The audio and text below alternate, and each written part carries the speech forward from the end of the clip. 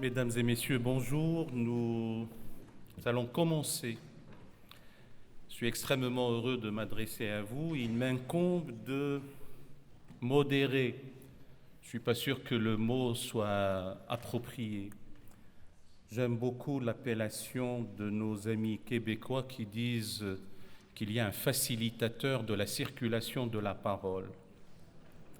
Alors je ferai en sorte que la parole circulera bien. Elle a bien commencé ce matin, elle finira au second jour de cette importante conférence internationale.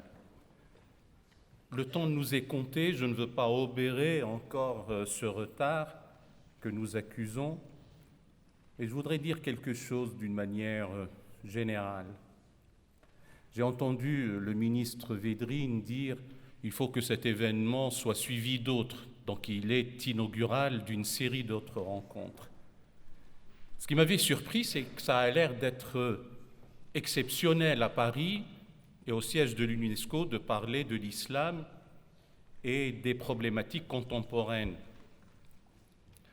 J'aime à rappeler qu'en l'année 2016, il y a eu deux grands événements de la même importance, si ce n'est encore plus important, mais hélas, ceci n'a pas été relayé par les tribunes médiatiques, occupées qu'elles sont par la focalisation sur d'autres termes. C'est le 10 février 2016 à Marrakech, où il y a eu 300 théologiens de renom qui ont abordé ces questions, et aussi du 24 au 27 août, à Grozny. Certes, on peut émettre quelques réserves sur le lieu en tant que tel, mais ce débat a eu lieu. Qui le sait? Est-ce que, mesdames et messieurs, vous êtes au courant que ce genre de problématiques sont abordées concernant les contextes islamiques contemporains? Il vaut mieux tard que jamais. Je ne dirais pas que ce n'est pas nécessaire de parler de la neige en plein hiver, mais par moments, il faut peut-être le rappeler. C'est vrai que les questions de la liberté de conscience, de l'égalité foncière, ontologique, fondamentale entre les êtres, la désacralisation de la violence, le traitement médiatique de la question islamique sont des sujets majeurs. Nous les abordons avec sérieux, avec sérénité aussi, avec compétence, et nous avons des intervenants de connaissances et qui traitent ce sujet avec beaucoup de discernement, de lucidité. Dans un premier temps, nous aurons le professeur Mohamed Sghir Janjal, qui, dans sa conférence cadre, nous parlera, selon un triptyque très, très sommaire, de l'émergence de cette question, et notamment au moment du débat lors de 1948, le 10 décembre, au Palais de Chaillot, quand on voulait faire la Déclaration universelle des droits de l'homme, quelle a été la réaction, la position des délégations des pays dits musulmans, parce que le vocabulaire doit être bien maîtrisé et cerné. En deuxième lieu, c'est aussi le débat théologique et juridique dans les contextes islamiques, et quel est, nous verrons que ça va se recouper avec d'autres interventions, le défi pour la pensée théologique islamique contemporaine à propos de la liberté de conscience. Halawardi, qui n'est pas dans la salle, requise ailleurs par des interviews, nous parlera aussi de cette problématique majeure. Il y aura Youssouf Sangaré qui, lui, d'emblée ira à la pensée juridique et théologique. Comment, de nos jours, cet enjeu et ce défi sont-ils abordés et quelles perspectives? Et nous aurons deux témoignages. D'abord, le témoignage de Farid Abdelkrim. J'aurai à le présenter davantage tout à l'heure pour nous dire comment, notamment auprès de la jeunesse, et notamment auprès de la jeunesse incarcérée, qui dit jeunesse incarcérée ne dit pas nécessairement jeunesse musulmane, mais il se trouve que des musulmans sont incarcérés, et comment cette notion de liberté de conscience est abordée avec ces jeunes gens. Et le dernier témoignage, donc on est sur un plan testimonial, Antoine Assaf nous livrera son sentiment d'intellectuel et de philosophe. J'aime à rappeler, et je me tairai juste après ça, que le pire des méfaits est un crime de lèse-conscience. Comment peut-on s'imaginer un instant pouvoir contraindre par la coercition, par la menace, par la violence, par un simple regard inquisiteur à ce qui relève d'une adhésion intime et spontanée dans un acte libre, en être libre. Lisa, ce matin, nous a dit qu'il faut avoir la possibilité de croire ou de ne pas croire. Et j'ajoute immédiatement, et de pouvoir changer de croyance quand on a envie. Et ceci est aussi important de le souligner. Sous la voûte commune de la laïcité, nous avons commencé une grande messe dans son sens étymologique, aller en mission, avoir une fête, annoncer, ce n'est pas dans son sens religieux, mais cette grande messe a commencé, et elle commence par l'islam et la liberté de conscience. J'ai entendu quelquefois Rachid Benzine et d'autres dire qu'il faut en finir avec la copule et ET de l'islam et quelque chose. L'islam est la liberté de conscience, l'islam est l'égalité, l'islam est la violence, l'islam est les médias. Il ne nous restera plus que l'islam est la gazelle et l'islam est l'électricité. Il faut en finir. Et j'espère qu'on en finira avec ce genre de colloques et qu'un beau jour, on aura des colloques internationaux ou nationaux pour parler des problématiques majeures dont les musulmans sont aussi partie prenante comme membres de l'humanité tout entière, et on finira avec le marteau des islamistes, des fondamentalistes, des extrémistes, et l'enclume de certaines prises de position coupables et inacceptables à la manière de dire l'antisémitisme est ancré dans la culture musulmane. Il n'y a pas plus abusif et inacceptable que de telles généralisations qui ne nous aident pas à régler nos problèmes avec nos propres extrémistes. Vous voyez la ligne de crête sur laquelle nous nous trouvons. Donc nous aborderons ça à la fois avec détermination, résolution, conviction, humilité aussi, mais discernement, lucidité, froideur d'esprit, distanciation, intelligence et connaissance. Alors, c'est Mohamed Janjar, qui est le directeur général de la Fondation Ibn Abdelaziz, et entre fondations homologues, fondations sœurs, nous nous aimons et nous nous respectons. Et donc, c'est avec amitié et respect que je donne la parole à Mohamed Janjar, qui est un grand intellectuel et un philosophe, même si on mérite généralement le titre au soir de sa vie. Eh bien, Mohamed Srir Janjar est philosophe de son vivant et dès maintenant. Bien.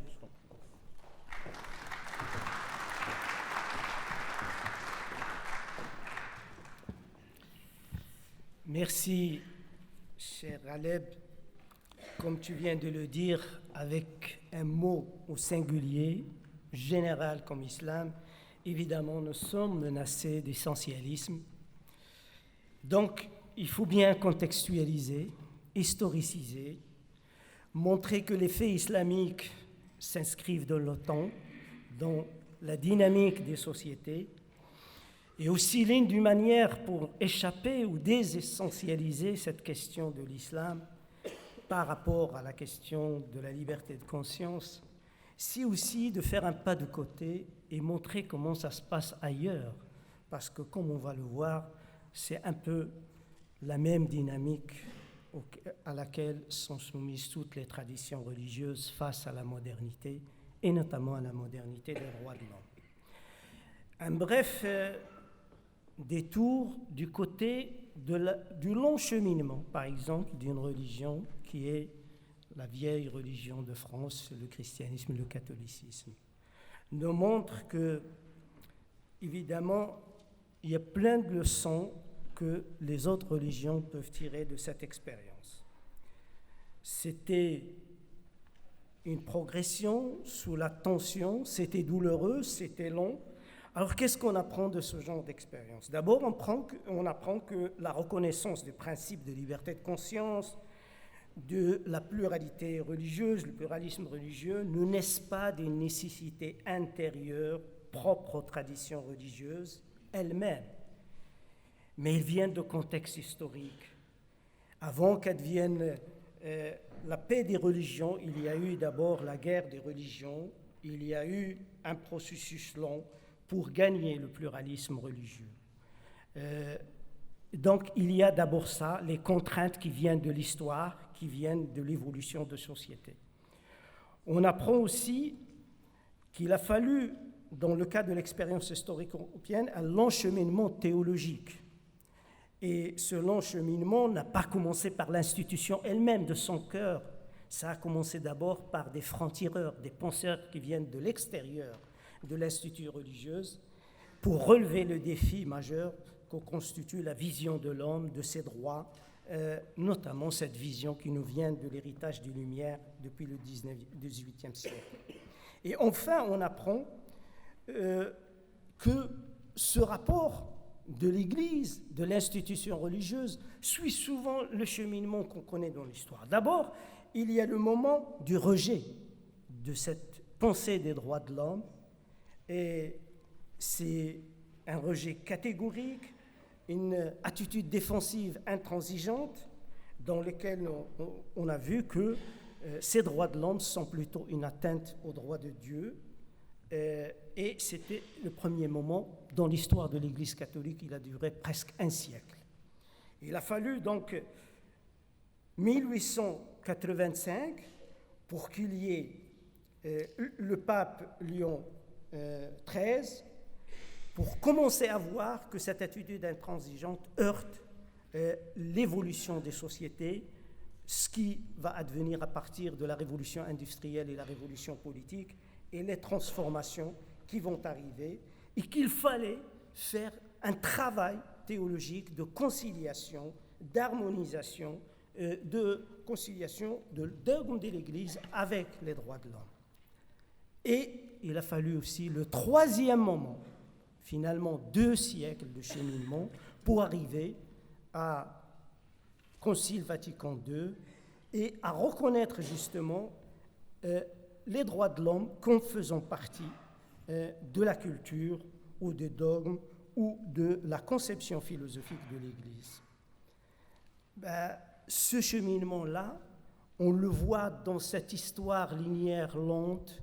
Imaginez que pour le monde musulman, tout ça arrive en même temps.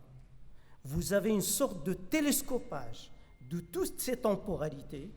Vous aurez toutes ces attitudes qui vont se déclarer en même temps, contemporaines l'une à côté de l'autre, à partir de 1948 avec la Déclaration universelle des droits de l'homme et l'inscription de droit à la liberté de conscience. Vous aurez donc l'attitude qui refuse les droits de l'homme. Vous aurez à côté de cette attitude une attitude conciliante, concordiste, qu'on trouve chez des courants réformistes. Et on trouve évidemment à côté de ça des francs-tireurs, des penseurs isolés, hors des institutions religieuses, qui vont penser de refonder dans la culture religieuse de l'islam la culture moderne ou la pensée moderne des droits de l'homme.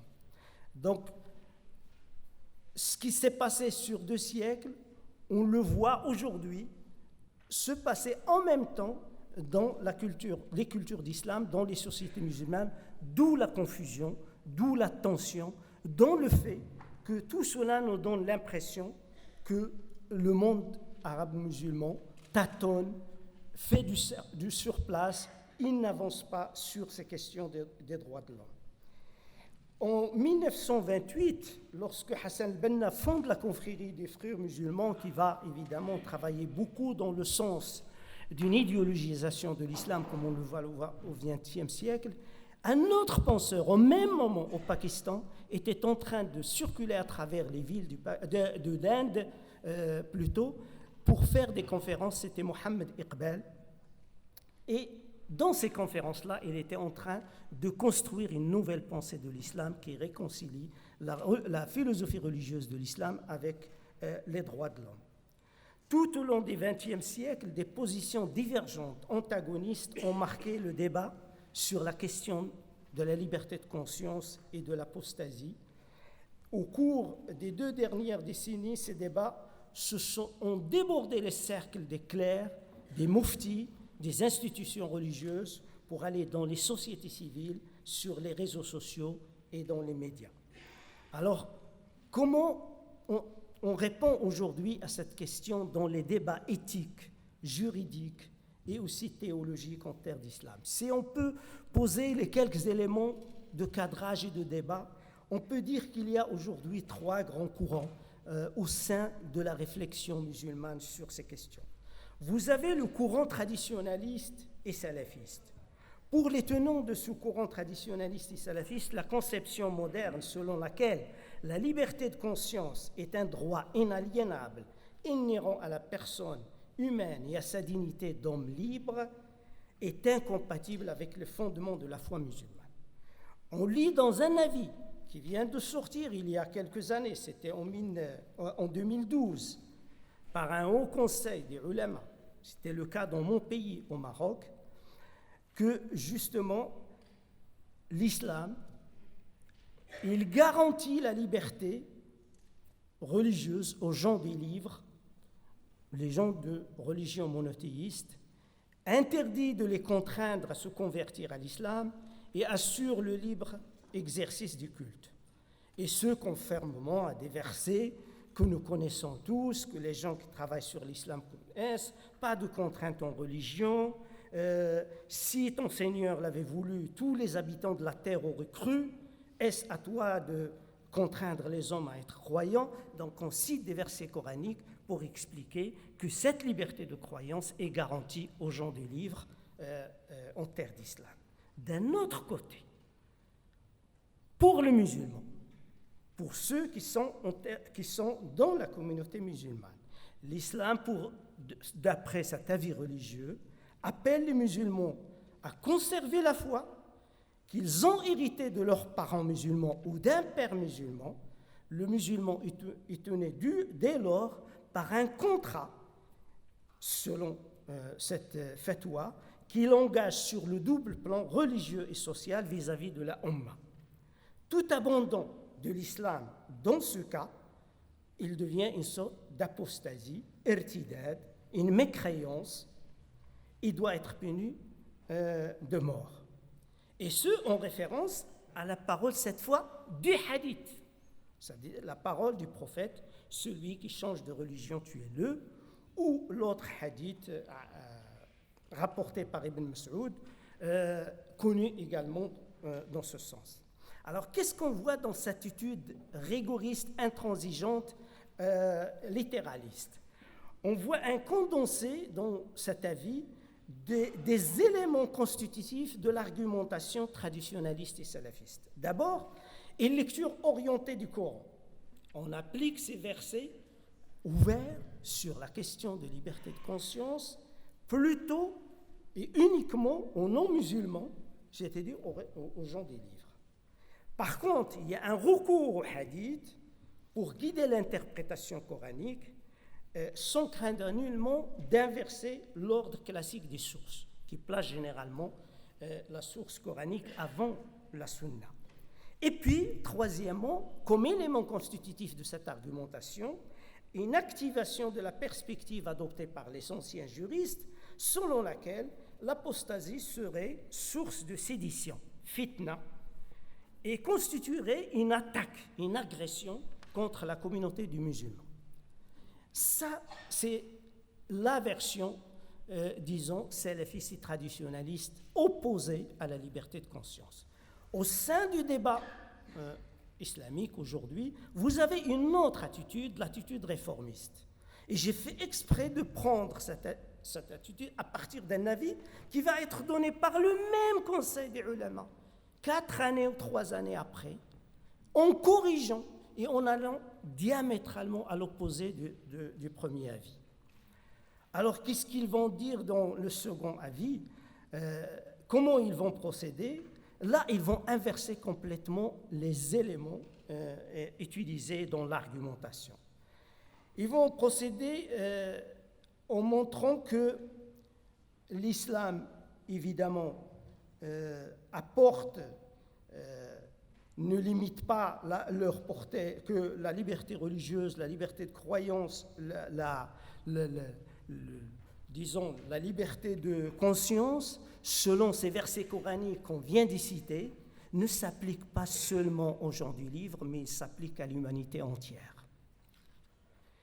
Et donc l'islam est pour la liberté de conscience. Et dès qu'on passe, qu'est-ce qu'il en est du hadith, là, on change complètement de mécanisme, on va essayer de contextualiser le hadith, d'expliquer ses ressorts historiques, et on pose la question de l'apostasie. Les auteurs de la seconde fatwa utilisent l'argument fort connu des réformateurs au XXe siècle.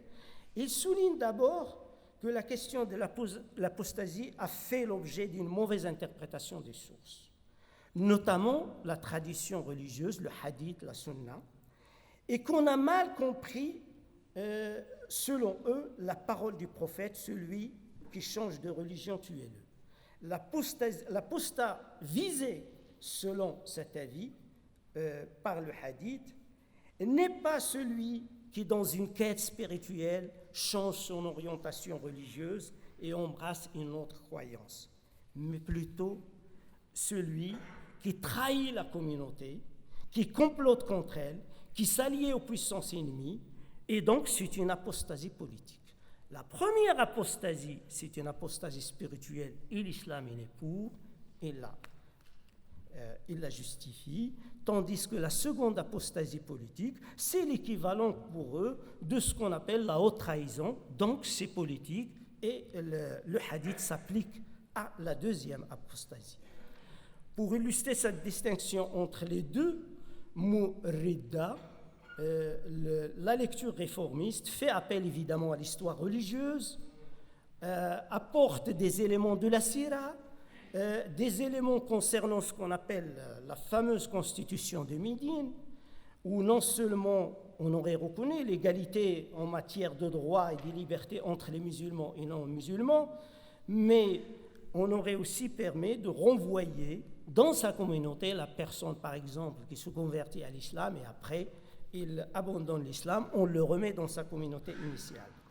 Et on cite évidemment les fameuses guerres de Ridda, les guerres contre l'apostasie menées par le second calife Abu Bakr en direction des tribus qui se sont révoltées contre le jeune État islamique, pour montrer que quand il s'agit de la peine de mort, il s'agit évidemment de questions politiques. Évidemment, il y a un autre courant qui va au-delà de ces deux courants réformistes et aussi traditionnalistes. Et c'est à dessein que j'ai cité ces deux avis religieux, c'est justement pour montrer leur argumentaire au sein de la pensée religieuse musulmane, que les deux, finalement, aussi bien le réformiste que l'autre, ces deux versions de fatwa émanant d'une même instance religieuse, ils montrent que ce genre de discours apologétique n'est plus tenable, que c'est un discours où on change des technicités au gré des polémiques théologico-politiques, et qu'il faut aller plus loin dans des sociétés aujourd'hui où il s'agit de sociétés qui se sécularisent, où il y a une montée de l'individuation, où un tel bricolage politico-théologique n'est plus en capacité de répondre au sein de l'islam aux interrogations qui posent la problématique de la liberté individuelle. Heureusement que le XXe siècle nous a légué autre chose que ces deux versions ou deux tendances de l'islam. Il nous a légué aussi une pensée originelle, une pensée singulière, qui a mené une sorte d'aggiornamento de la pensée religieuse en islam. Et cette pensée, on la trouve chez des penseurs musulmans de l'Inde, du Pakistan jusqu'au Maroc, et qui travaillent souvent hors des institutions religieuses. Et c'est justement de cette pensée-là que vient aujourd'hui des éléments de réponse aux interrogations que se posent les musulmans sur ces questions de droits de l'homme et liberté de conscience. Alors comment ces penseurs sont en train de forger cette pensée nouvelle? Évidemment, il y a des éléments de méthode qu'ils appliquent que nous ne trouvons pas chez les autres ulama de l'école traditionnelle. D'abord, ils commencent par opérer une distinction nette entre le moment fondateur de l'islam, celui de la prédication mohammedienne, celui du moment coranique initial, et l'institution, ce qu'on appelle l'institution de la religion, autrement dit, le temps de construction humaine de la nouvelle religion qui est l'islam. Cette distinction est fondamentale.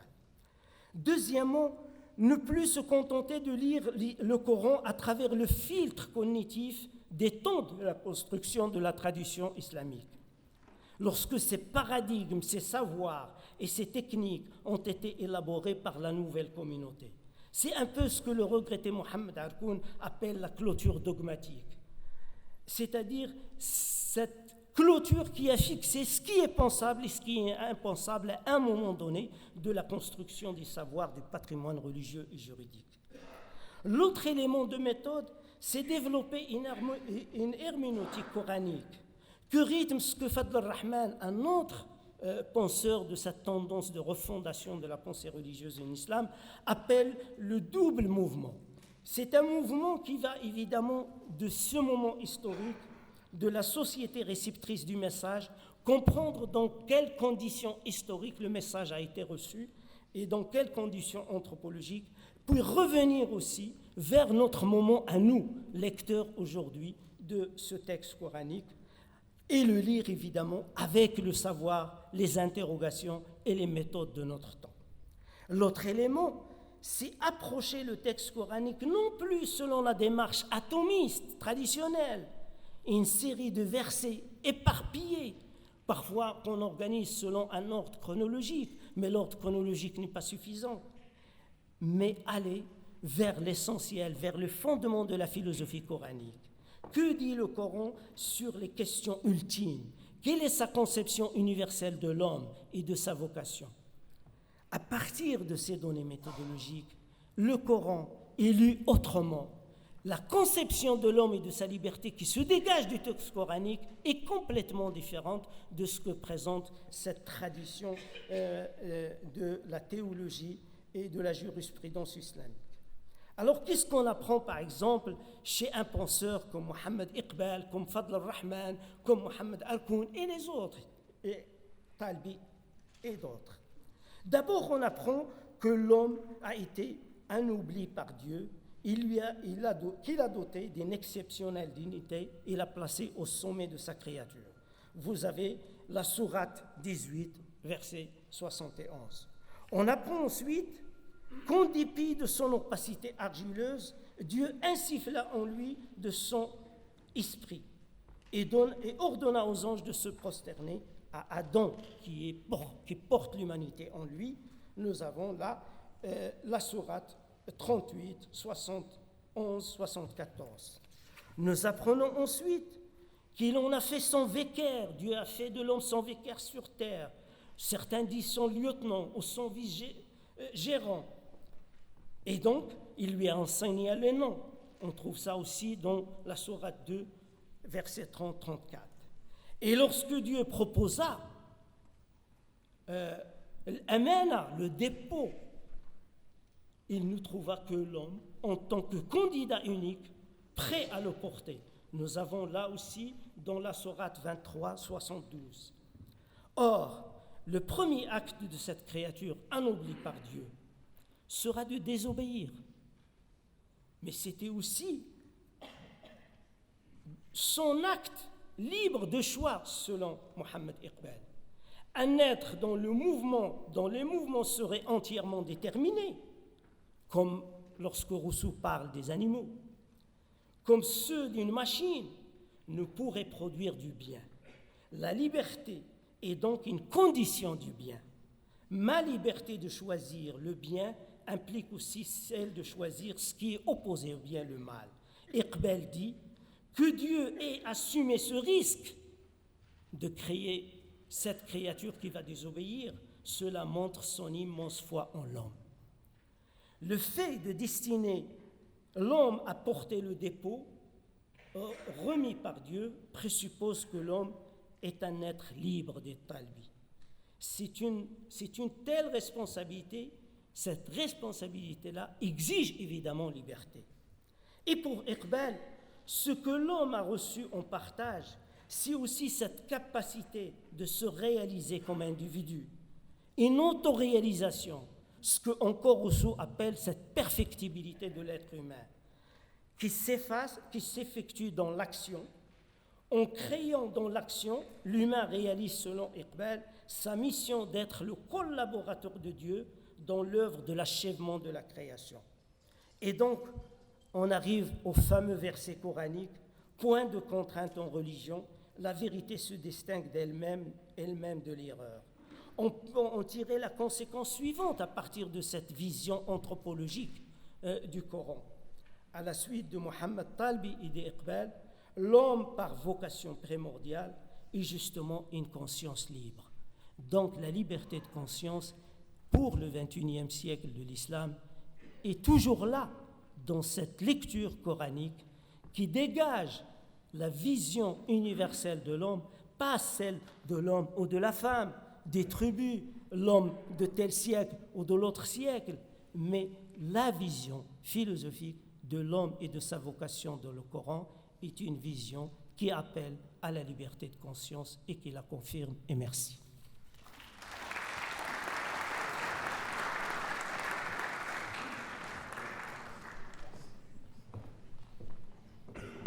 Merci infiniment, merci beaucoup, c'est Mohamed Zanjar. Merci même à titre personnel d'avoir rendu ma tâche facile. Il y a eu un respect scrupuleux du temps imparti à une conférence cadre qui, sans flagornerie aucune, est d'une très grande valeur intellectuelle avant tout.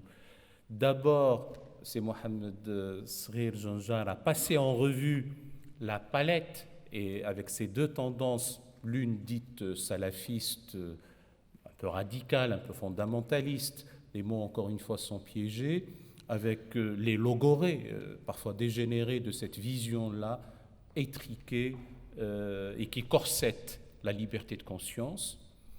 Il y a aussi une lecture conservatrice, peut-être même on aurait pu la qualifier de fondamentaliste, qui dit, certes, la liberté de conscience est accordée aux gens du livre, selon la phraséologie coranique, tout particulièrement les juifs et les chrétiens, parfois les sabéens, mais elle n'est pas accordée à ceux qui, une fois ayant embrassé la tradition religieuse islamique et la foi islamique, de pouvoir la quitter. On est encore en deçà de ce qui est exigible, de ce respect absolu de cette conscience, et puis, sans détour, sans avoir éludé la question, sans aucune défausse, il y a eu cette présentation, et on finit, le 11, c'est Mohamed Sghir Zanjar, par passer en revue les intellectuels réformistes, et notamment ces noms sans émotion lorsque nous évoquons, c'est Mohamed Harkoun, notre regretté maître à tous, avec sa pensée subversive, son plaidoyer toujours pour un humanisme et pour le respect scrupuleux et absolu de la liberté de conscience qui fait sa dignité. Alors, peut-être encore une réflexion sur le hadith, quelle est sa place, quel est le fameux aphorisme, maxime, propos du prophète qui dit « celui qui change de religion, tuez-le ». Paraît-il, il y a des personnes qui savent mieux que moi dans la salle, Cheikh Tariq Kobrou le dira mieux que moi, a été rapporté par un seul rapporteur, Ibn Abbas, et qui avait 13 ans à la mort du prophète. Quel crédit peut-on donner à une situation comme ça? Alors c'est à Al-Awardi de nous le dire. Elle est universitaire, professeure des universités, écrivain de talent et de renom. Ses ouvrages, et notamment Les derniers jours de Mohammed, et tout particulièrement Les califes maudits, la déchirure, ont beaucoup intéressé, je le dis personnellement, les auditeurs notamment de France Culture, qui suivent avec intérêt son œuvre. Eh bien, Hala, nous t'écoutons avec plaisir. Tu vas nous parler de l'apostasie et de sa criminalisation comme acte politique, aussi bien à travers l'histoire que maintenant. Ça doit être sûrement intéressant. Je suis ennuyé de te dire que tu as un peu moins de temps que c'est Mohamed Sghir Janjar parce que ton intervention n'est pas une conférence cadre, mais une conférence tout court. C'est comme ça et ce n'est pas moi qui ai choisi la programmation ni l'architecture du colloque.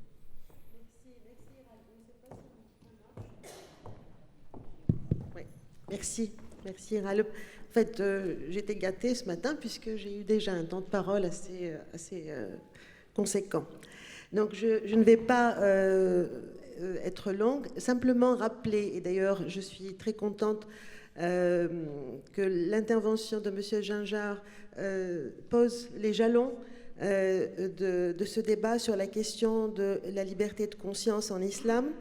J'aimerais, avant d'aller à mon sujet principal, qui est la question de l'apostasie, non pas comme une question de liberté de conscience, mais une question éminemment politique, j'aimerais rappeler, puisque nous sommes à l'UNESCO, qu'il y a eu ici même, le 19 septembre 1981, une déclaration islamique universelle des droits de l'homme.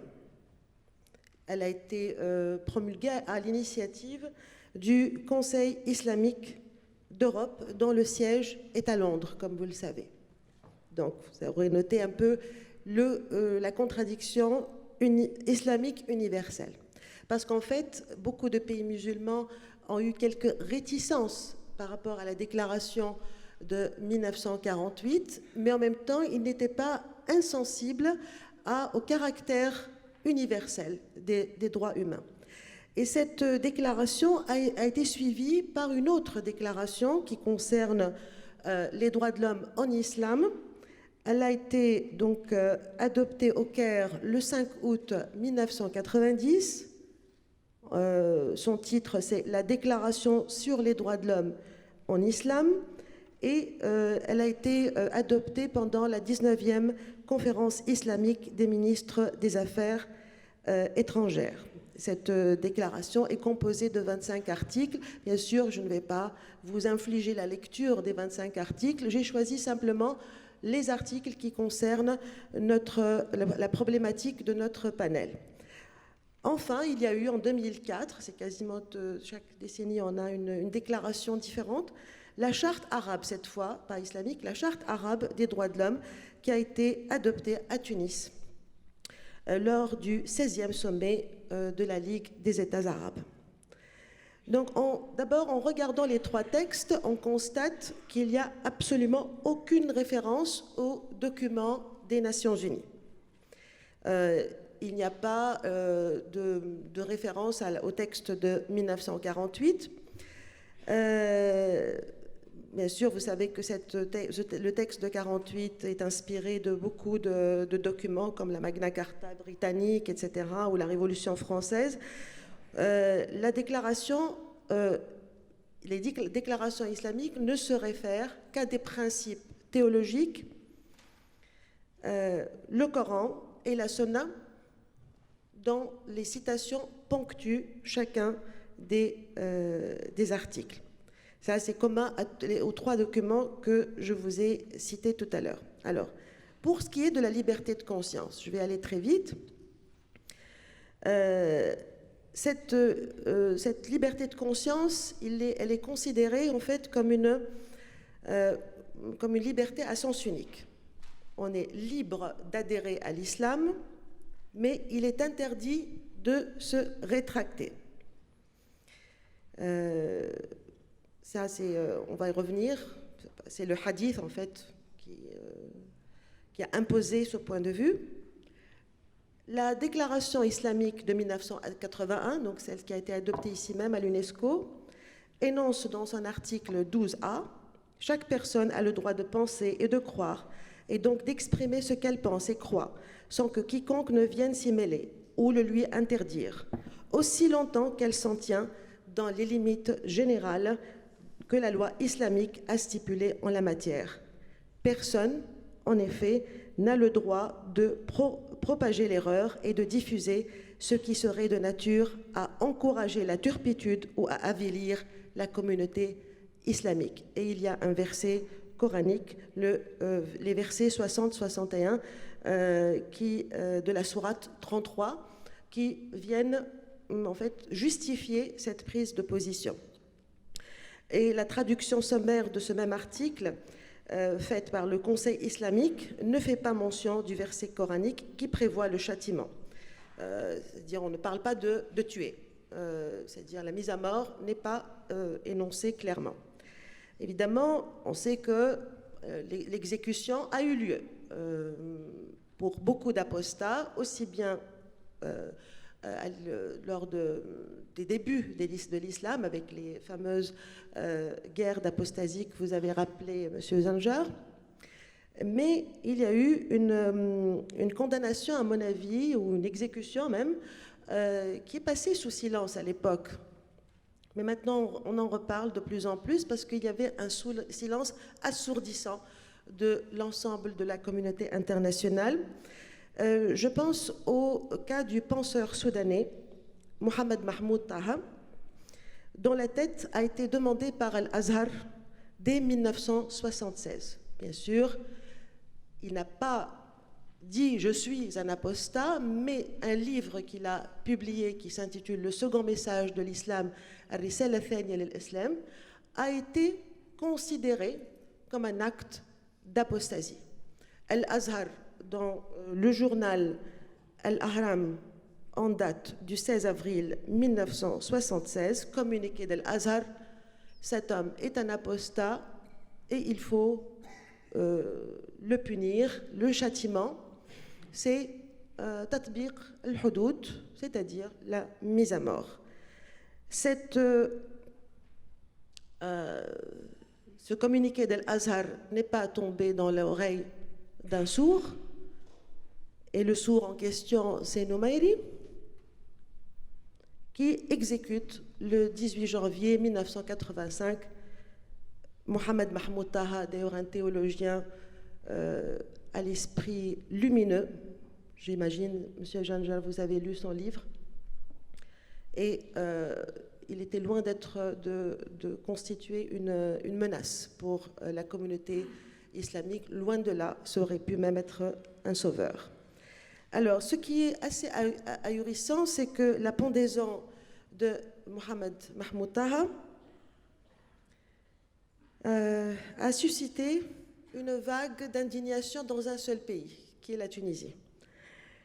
Les islamistes tunisiens, eux, ont soutenu le président Noumairi et on a même dit, Abdel Fattah Mourou, qui est l'actuel vice-président de l'Assemblée des députés en Tunisie, comme il y avait une indignation en Tunisie, il a dit comment ça se fait qu'en Tunisie, on s'indigne contre l'attitude de Noumairi alors qu'il était en train d'appliquer la loi islamique. C'était dans un contexte bien particulier, évidemment, et les islamistes avaient une attitude absolument virulente contre Bourguiba. Alors, le point important dans cette histoire, c'est que la question de la liberté de conscience a été donc très tôt considérée comme un acte, disons, de désobéissance, voire de trahison. Je suis entièrement d'accord avec vous, M. Zanjar, sur l'emploi de ce terme. C'est un acte de haute trahison. Et je pense que par-delà l'accusation de haute trahison, cet acte-là a été considéré sous le califat d'Abou Bakr comme une menace ontologique contre la religion, parce que la communauté était extrêmement fragilisée par la mort du prophète. La légitimité du premier calife était l'objet d'une grande controverse, non seulement dans les tribus arabes qui ont considéré qu'avec la mort du prophète, l'islam a disparu, mais à l'intérieur même de la communauté musulmane qui vivait à Médine, la famille du prophète, entre autres, qui ne voulait pas d'Abou Bakr comme calife parce qu'il n'était pas considéré comme appartenant à la maison du prophète. Il n'a pas le sang du prophète. Donc, du coup, les guerres d'apostasie étaient considérées non pas une guerre qu'on mène contre des révolutionnaires qui menacent un État déjà constitué, mais contre des hommes et des femmes aussi, parce qu'il y avait aussi des femmes qui avaient contesté Abou Bakr, contre l'existence même de l'islam. D'ailleurs, j'ai entendu une fois, il faudra que je trouve la référence exacte avec la date, Youssef Qaradawi, dans un de ses innombrables débats, a dit clairement, sans les guerres d'apostasie, l'islam aurait disparu. Et on retrouve cette trace de l'apostasie comme à la fois donc délit politique de désobéissance face à l'État, mais aussi comme menace sérieuse à l'existence même de l'islam, dans le discours, par exemple, de Shafi'i. Parce que j'ai essayé de parcourir un peu ce que les théologiens ou des 4 écoles juridiques principales de l'islam, et Shafi'i est loin d'être le plus rigoriste, hein, il dit en fait, et ça, je traduis rapidement en substance, il dit qu'en fait, il explique pourquoi est-ce que l'apostasie est un crime dangereux, un crime, hein, ce n'est pas simplement une question de marcia, c'est-à-dire d'infraction, de désobéissance, mais c'est vraiment un crime, parce que celui qui entre en religion, en islam, et en ressort, il met en doute la crédibilité de cette religion. Et donc, ce n'est pas une question simplement d'harmonie de la communauté. C'est toujours l'islam menacé dans son existence même, et c'est pour cela qu'il dit, d'ailleurs, effectivement, dans Shafi'i, il y a dans Al-Kitab al-Umm, il dit en fait que la sourate, le hadith du prophète a une chaîne de transmission assez faible, disons, hein, bien que reconnue par Bukhari, par exemple, ou par Muslim. Mais il prend les choses avec beaucoup de précaution par rapport à cela, mais il essaie de l'expliquer par la raison. En fait, voilà, c'est logique. Pourquoi est-ce qu'on doit tuer l'apostat ? C'est parce que non seulement donc, il sort du troupeau, c'est la brebis galeuse, et en même temps, en sortant de l'islam après l'avoir adopté, il met en doute la crédibilité même de cette religion. Et ce qui est extraordinaire, c'est que jusqu'à maintenant, la question de l'apostasie reste toujours connotée politiquement. Et là, je donne pour finir, je regarde le chronomètre, je ne le perds pas de vue, un extrait d'un livre de Rachid al-Ghannouchi, Les libertés publiques. Pour ceux qui ne le connaissent pas, Rachid al-Ghannouchi est le chef du parti des frères musulmans tunisiens, parti qui se fait appeler Nahda. Donc, les libertés publiques dans l'État islamique, Al-Hurriyat al-Amma fi ad-Dawla al-Islamiyya, évidemment, c'est moi qui traduis parce que ce genre de livres ne sont pas destinés à l'exportation, c'est pour la consommation locale. Donc, c'est un livre qui n'existe qu'en arabe. Je traduis. Alors, voilà ce qu'il écrit à la page 50 de ce livre, publié à Beyrouth en 92. L'apostasie est un crime qui n'a rien à faire avec la liberté religieuse que l'islam reconnaît. C'est un crime politique qui correspond dans les autres systèmes au délit de révolte armée. Donc, Mohamed Mahmoud Taha a été armé d'un livre, apparemment, contre le système de l'État et la tentative de l'ébranler. L'apostasie doit être punie selon son ampleur et son danger. Fin de citation. La citation en arabe est disponible pour ceux qui voudraient la vérifier. Donc voilà un peu, j'ai essayé de compléter, si vous me permettez, Monsieur Ginjar, un peu ce que vous avez dit, et je laisse la parole aux autres intervenants du panel. Excusez-moi d'avoir été peut-être un peu longue.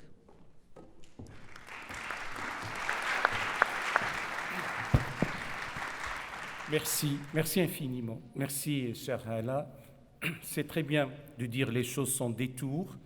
C'est ce qui sied dans une instance telle que celle-là, une instance internationale, intergouvernementale aussi. C'est bien de rappeler la vilainie, la turpitude et aussi le crime abject dont fut l'objet Mohamed Mahmoud Taha sur un mensonge éhonté d'une institution telle que l'Azhar.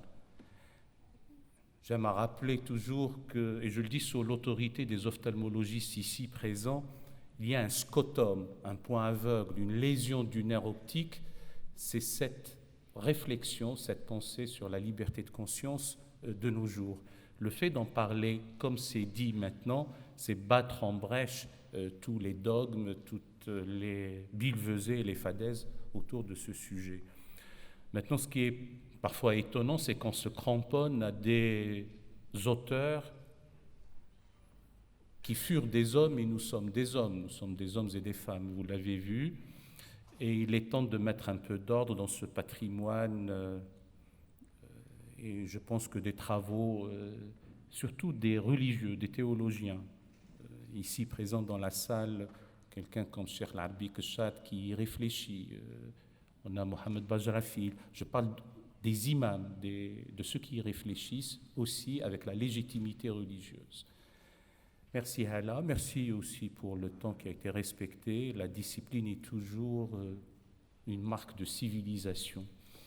Youssef Sangaré est un islamologue compétent, docteur en islamologie. Je profite pour dire que l'islamologie doit recouvrer ses lettres de noblesse dans notre pays, ici en France.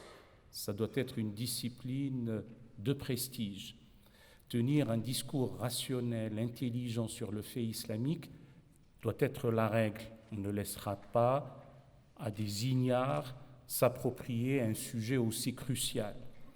Et donc Youssef Sangaré, qui fait des travaux avec beaucoup d'audace, notamment sur le scellement de la prophétie, ce n'est pas le sujet aujourd'hui. Aujourd'hui, c'est une présentation dans la raison juridique et théologique islamique, dans sa veine classique et même contemporaine, comment ces défis et ces enjeux cruciaux de la liberté de conscience sont abordés. Eh bien, nous t'écoutons avec grand plaisir, Youssef.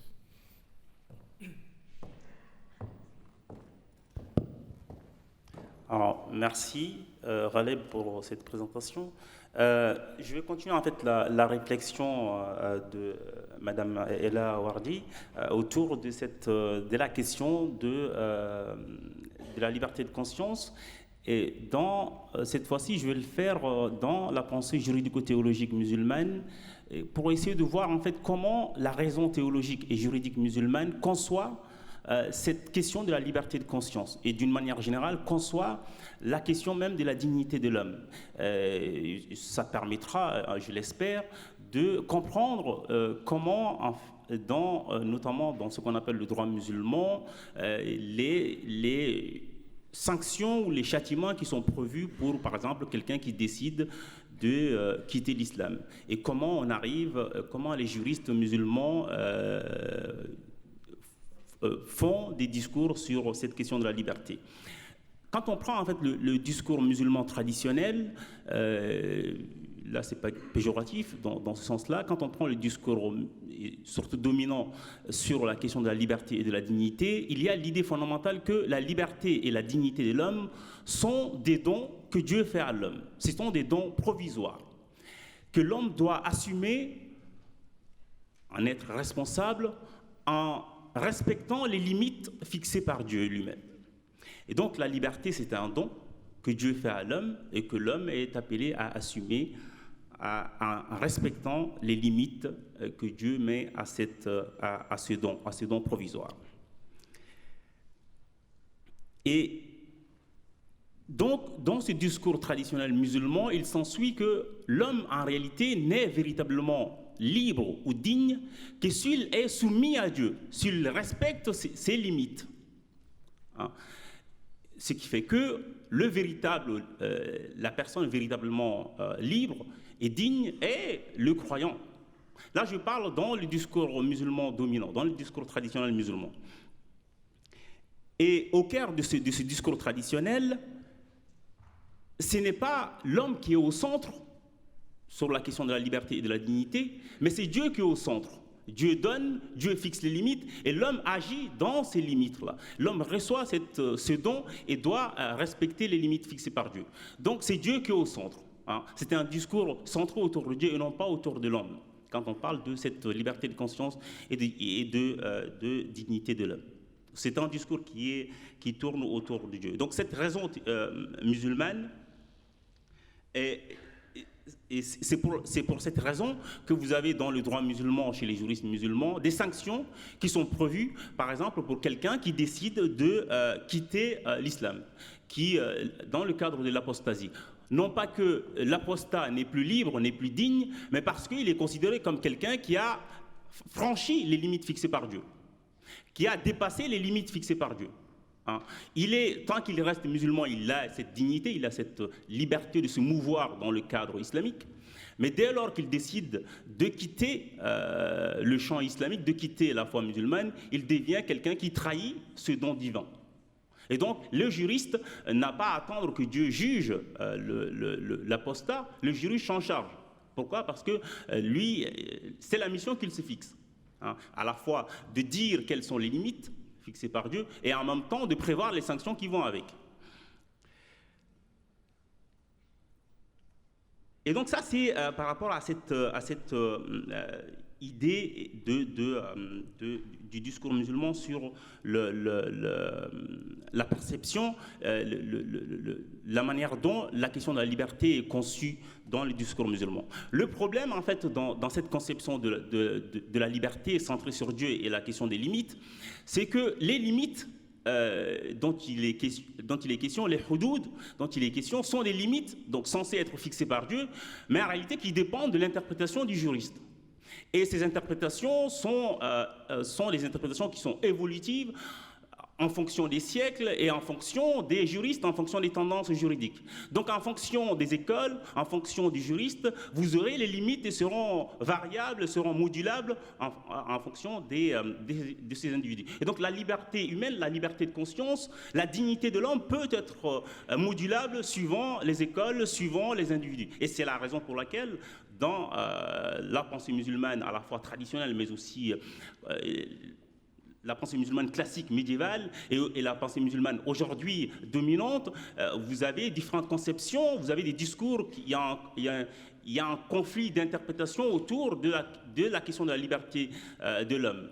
Et toutes ces écoles-là qui rentrent, qui sont en conflit, qui sont en opposition sur cette question, sont des écoles qui prétendent justement dire les limites fixées par Dieu. Donc c'est un discours qui, à l'apparence, est, comme je disais tout à l'heure, centré sur Dieu, sur les limites fixées par Dieu, sauf que les limites dont il est question sont en réalité, viennent de l'interprétation humaine.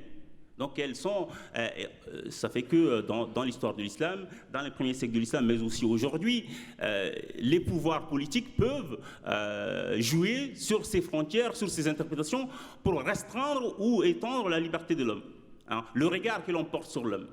Donc, et donc là, on est dans une question, à la fois, quand on parle de cette question, à l'intérieur de l'islam, il y a une problématique liée à la lecture des textes, à la compréhension des textes, à la manière dont on dit que Dieu conçoit l'homme dans le discours coranique.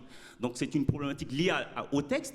Et après, il y a l'autre versant qui est la dimension politique qui est liée à cette question, hein, notamment tout au long de l'histoire. Vous avez par exemple à l'époque médiévale avec le soufi Hallaj. Là, tout à l'heure, on parlait de l'apostat, celui qui décide de quitter l'islam. Quand Hallaj, au 9e siècle, sort dans les rues de Bagdad et dit « Ana al-haq », je suis la vérité. Au 10e siècle, je suis la vérité. Hallaj est considéré comme quelqu'un qui a dépassé les limites. Et il sera condamné, il sera crucifié. Pourquoi? Parce que là, non pas qu'il a régné l'islam de vive voix, ou je ne sais pas sous quel autre moyen, mais les juristes et le pouvoir politique a considéré que Hallaj n'était plus dans les limites fixées par Dieu, mais en réalité qui sont, comme j'ai dit tout à l'heure, des limites du coup qu'on peut moduler en fonction des siècles. D'autres exemples aussi, vous avez au 8e siècle, sous les califats abbassides, avant Al-Mamoun, donc avant 813, vous avez un traditionniste musulman qui, sur la question de la fin de la prophétie, je ne vais pas trop m'étendre sur ça, qui enseignait dans sa mosquée, il disait à ses fidèles, la prophétie est finie, donc il n'y aura plus de prophète après Mohammed, Ça, c'est le hadith que tout le monde dit, sauf que lui, il a eu la mauvaise idée d'ajouter « la prophétie est finie, sauf si Dieu le veut ». Le fait d'ajouter cette formule d'exception, istisna, a été considéré comme une atteinte au dogme, à la doctrine de fin de la prophétie. Il a été condamné, crucifié par le calife. Donc là aussi, on est dans à la fois lecture des textes et la manière dont on peut jouer sur les limites, sur l'interprétation des limites, sur pas seulement. Donc quand on parle de cette question de la liberté de conscience et de la liberté ou même de la dignité de l'homme en islam, on n'est pas simplement dans cette on n'est pas simplement dans des problématiques liées au texte, on est aussi dans la manière dont les pouvoirs politiques peuvent justement jouer sur cette conception que les juristes les mettent à disposition. Donc il y a ça, et c'est la raison pour laquelle, tout à l'heure, quand Ghaleb Ben Cheikh m'a dit sur quoi j'allais parler, je disais que cette question de la liberté de conscience et de la liberté même en islam est un défi pour la raison théologique musulmane, la raison théologique et juridique musulmane. Parce que c'est un défi pour arriver à s'interroger sur cette conception de l'homme, sur cette conception de la liberté de l'homme, de la dignité de l'homme, dans les textes musulmans, dans les discours musulmans classiques. Donc c'est un défi, et aujourd'hui, avec tout ce que nous savons, avec l'accumulation des savoirs et aussi avec toutes les problématiques que soulève cette question de la liberté dans les sociétés travaillées par le fait islamique selon la formule arkounienne. Donc c'est un défi pour la pensée théologique juridique, donc un travail à faire sur les textes. C'est aussi aujourd'hui, si on revient à la période contemporaine, c'est aussi un défi pour les sociétés travaillées par le fait islamique, donc les sociétés dites musulmanes. Madame Ayla Wardia a parlé tout à l'heure de la déclaration, des différentes déclarations des droits de l'homme en contexte islamique. Simplement, je reviens en fait sur la déclaration de 1990 qui a été adoptée en Égypte, au Caire. Cette déclaration a soulevé plusieurs critiques. Pourquoi? Notamment sur la question de la légalité. C'est dans la déclaration du Caire en 90, donc qui a été ratifiée par les États membres de l'OCI, l'organisation de la conférence islamique, mais aujourd'hui qui est l'organisation de la coopération islamique, donc qui contient 57 États membres. Et dans cette déclaration, l'égalité entre les hommes est affirmée.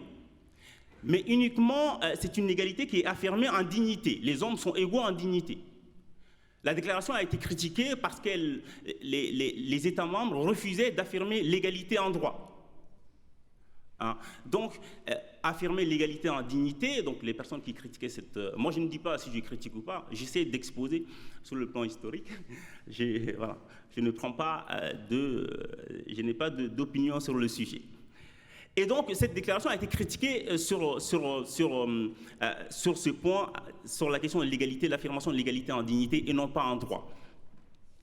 Et puis aussi, vous avez la question du mariage. Dans un des articles de la déclaration, les États membres citent, ils disent que la nationalité, la race et la couleur de peau ne doivent pas être des entraves au mariage du musulman et de la musulmane. Simplement, la déclaration ne mentionne pas la religion. Et les personnes qui critiquent la déclaration disent, dans beaucoup d'États musulmans, on refuse que, par exemple, la femme musulmane se marie avec une personne non musulmane. Voilà. Et donc, et aussi, là, sur cette critique-là aussi, les déclarants refusent de le faire. Je dirai tout à l'heure pourquoi, en fait, cette réticence à le faire. Dernier point, c'est sur la liberté de croyance. Et cette liberté, la liberté de croyance est affirmée, elle n'est pas affirmée, de manière claire, mais on trouve en fait dans un passage de la déclaration, il est dit aucune forme de contrainte ne doit être exercée sur l'homme pour l'obliger à renoncer à sa religion.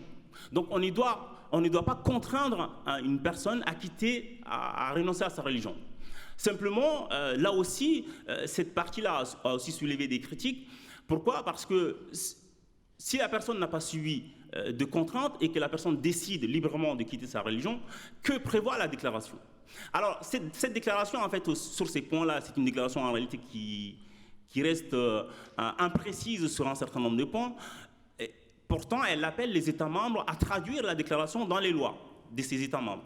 Donc là, sur ces séries de questions-là, ce sont des questions qui se posent aux États membres de l'Organisation de la coopération islamique, donc aux 57 États membres. Comment gérer ces différents cas? Donc là aussi, modulation en fonction des États. Et puisque c'est une déclaration un peu sur certains éléments qui restent vagues. Pourquoi? Pourquoi en fait la déclaration, les États membres ont été réticents en fait à prendre clairement position sur un certain nombre de sujets? Parce que dans la déclaration, dans le préambule de la déclaration, il est dit que la référence exclusive de la déclaration, la source principale de la déclaration, c'est la charia. C'est la charia islamique. Le problème, non pas que la charia soit un problème pour moi, mais en tant qu'historien, je m'interroge sur ça. Le problème, c'est qu'on ne trouve pas dans la déclaration aucune définition de la charia. On ne sait pas ce qu'est la charia.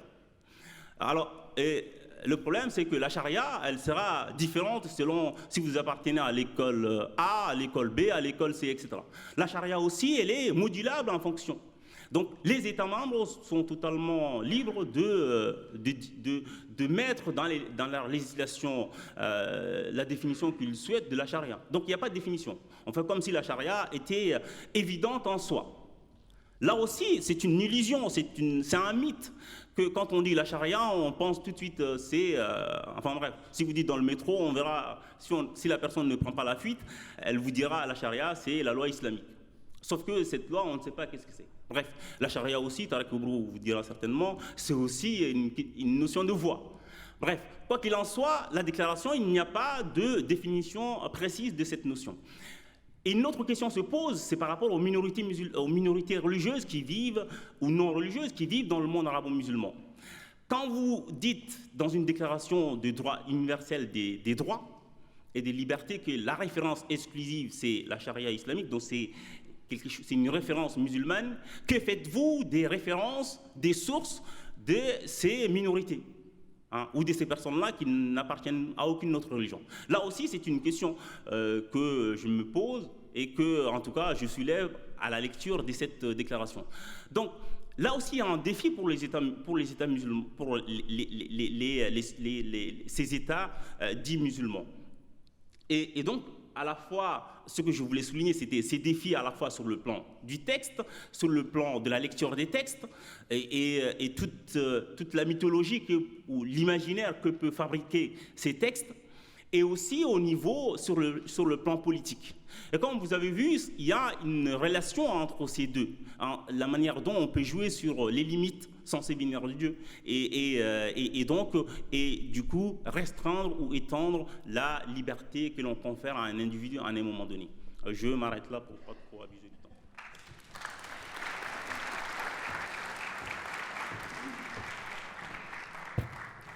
Merci beaucoup, merci cher Youssef, merci. Je retiens 3 mots, 3 idées directrices de la communication de Youssef Sangaré. Bon, la première, dans la raison théologico-juridique classique, il y a un rapport avec le texte, bien entendu. Et j'aime à rappeler, au-delà de la simple formule, et avec le temps, elle s'est un peu rallongée, la phrase, il faut savoir relativiser le texte à son contexte et ne jamais l'utiliser comme un prétexte pour un nouveau contexte, sinon on prend en otage le texte. Et pour libérer le sens du texte, il n'y a pas mieux que des liens hypertextes afin de trouver la valeur probante du texte. Mais je ne suis même pas sûr qu'il faille, sur certains points, s'enchaîner au texte parce qu'il y a une lecture et dans certains cas, malheureusement, comme c'est la lecture humaine, et se trouve que dans sa version classique, de nos jours, et la compréhension que nous en faisons maintenant, est attentatoire à la dignité humaine. On a eu à travers l'histoire des hommes et des femmes, davantage d'hommes hélas, qui ont cru pénétrer le désir politique de Dieu, scruter sa volonté et l'imposer à autrui. Et même dans la version classique, il y a aussi des débats parce que le châtiment suprême appliqué à l'apostat n'a pas toujours été exécutoire. On avait même laissé la vie à l'apostat pour qu'il puisse se repentir. Deuxième idée fondamentale, c'est la question des États islamiques. Tout comme on n'a pas vu Monsieur Islam manger, boire et marcher, moi je n'ai pas vu des États prier et jeûner. Donc qu'est-ce que c'est qu'un État islamique, ou la religion de l'État étant l'islam? C'est une conception qui est à revoir de nos jours. Troisième point, et le dernier, en 1990, ça fait 28 ans ou 29 ans de cela. Eh bien, quand les gens se trompent, on dit qu'ils se trompent. Et quand il faut les critiquer, il faut les critiquer. La déclaration des droits de l'homme, selon l'organisation de la coopération, à l'époque c'était conférence islamique, eh bien, est très en deçà de ce qui est exigible de nos jours. Et nous ne pouvons pas transiger ou tergiverser sur ces questions. En tout cas, moi je le dis. Je le dis comme homme libre et comme citoyen. Sans transition, je passe la parole à Farid Abdelkrim, qui est un grand intellectuel, un écrivain, essayiste, un artiste, qui fait un travail considérable pour ses semblables, pour ses concitoyens, par un humour révélateur d'une sensibilité d'âme et d'une intelligence du cœur et de l'esprit, et aussi un travail salvateur. Je dis ça sans aucune emphase, parce que les jeunes gens notamment, mais pas uniquement, qui suivent son enseignement, eh bien sortent édifiés. Mon cher Farid, tu as la parole. Merci Ghaleb pour cette présentation. Je ne sais pas si j'en suis digne. Alors, juste une question. J'ai combien de temps? Sur le format de tes camarades. D'accord. Alors, tout étant relatif, tout dépend comment j'ai perçu le format. Alors, je suis censé ici apporter une parole sous forme de témoignage. C'est ce que je vais essayer de faire. En commençant par vous dire que j'ai choisi de vous parler, d'essayer de vous parler de la représentation que se font un certain nombre de personnes que je rencontre aujourd'hui de la dite liberté de conscience. J'ai envie de commencer en vous disant que je suis très, très perplexe. Je m'interroge beaucoup ces derniers temps.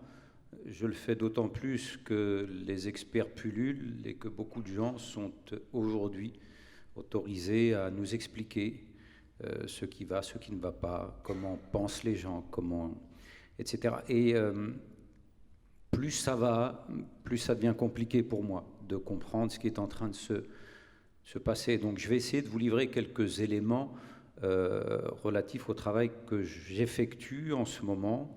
Et puis, après, écoutez, vous en ferez ce que vous voudrez. Juste pour que vous puissiez me situer, je suis né en France, je suis d'origine algérienne, et il s'avère qu'en 85, après une histoire un peu douloureuse, une figure emblématique du quartier, il s'est fait tuer d'une balle en plein cœur à Nantes, d'où je viens. Moi, j'étais à la recherche, en tout cas, j'avais cette envie de retourner vers une forme de stabilité, de calme, de sérénité, parce que ça, j'aime bien le répéter, je m'appelle peut-être Farid Abdelkrim, j'ai peut-être également un faciès un peu basané, mais je ne suis pas né et je n'ai pas été conditionné génétiquement pour être un délinquant, un voleur, un menteur, un escroc. Je le suis devenu, mais en allant à l'encontre des enseignements reçus par mes deux parents. Et donc ça, j'insiste là-dessus, et une forme d'éducation qui veillait à ce qu'on soit respectueux du monde dans lequel on vit, des gens qu'on côtoie, la culture du travail également, du respect, etc., etc. Et l'histoire faisant, eh bien, on se retrouve embarqué dans des spirales et on devient ce qu'on devient.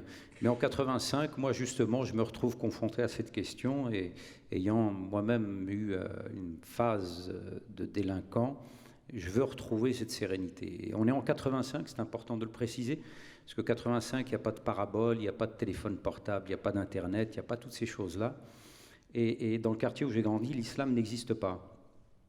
On parle d'Algériens, de Marocains, de Tunisiens, mais on ne parle pas de musulmans ou très peu.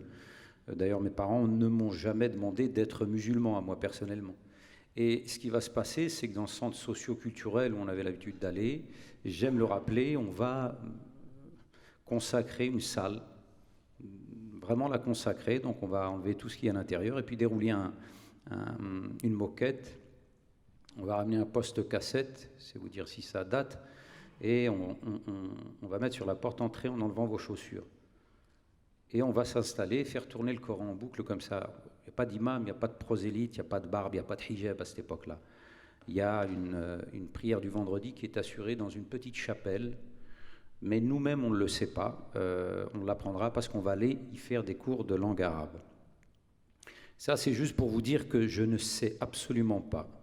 Je suis incapable d'expliquer aujourd'hui ce qui nous a poussé à faire ça, qui nous a poussé à le faire, comment c'est venu. En tout cas, on avait besoin, nous, de rendre hommage à Redouane. C'était son prénom. On a voulu lui rendre hommage et c'est comme ça qu'on l'a fait.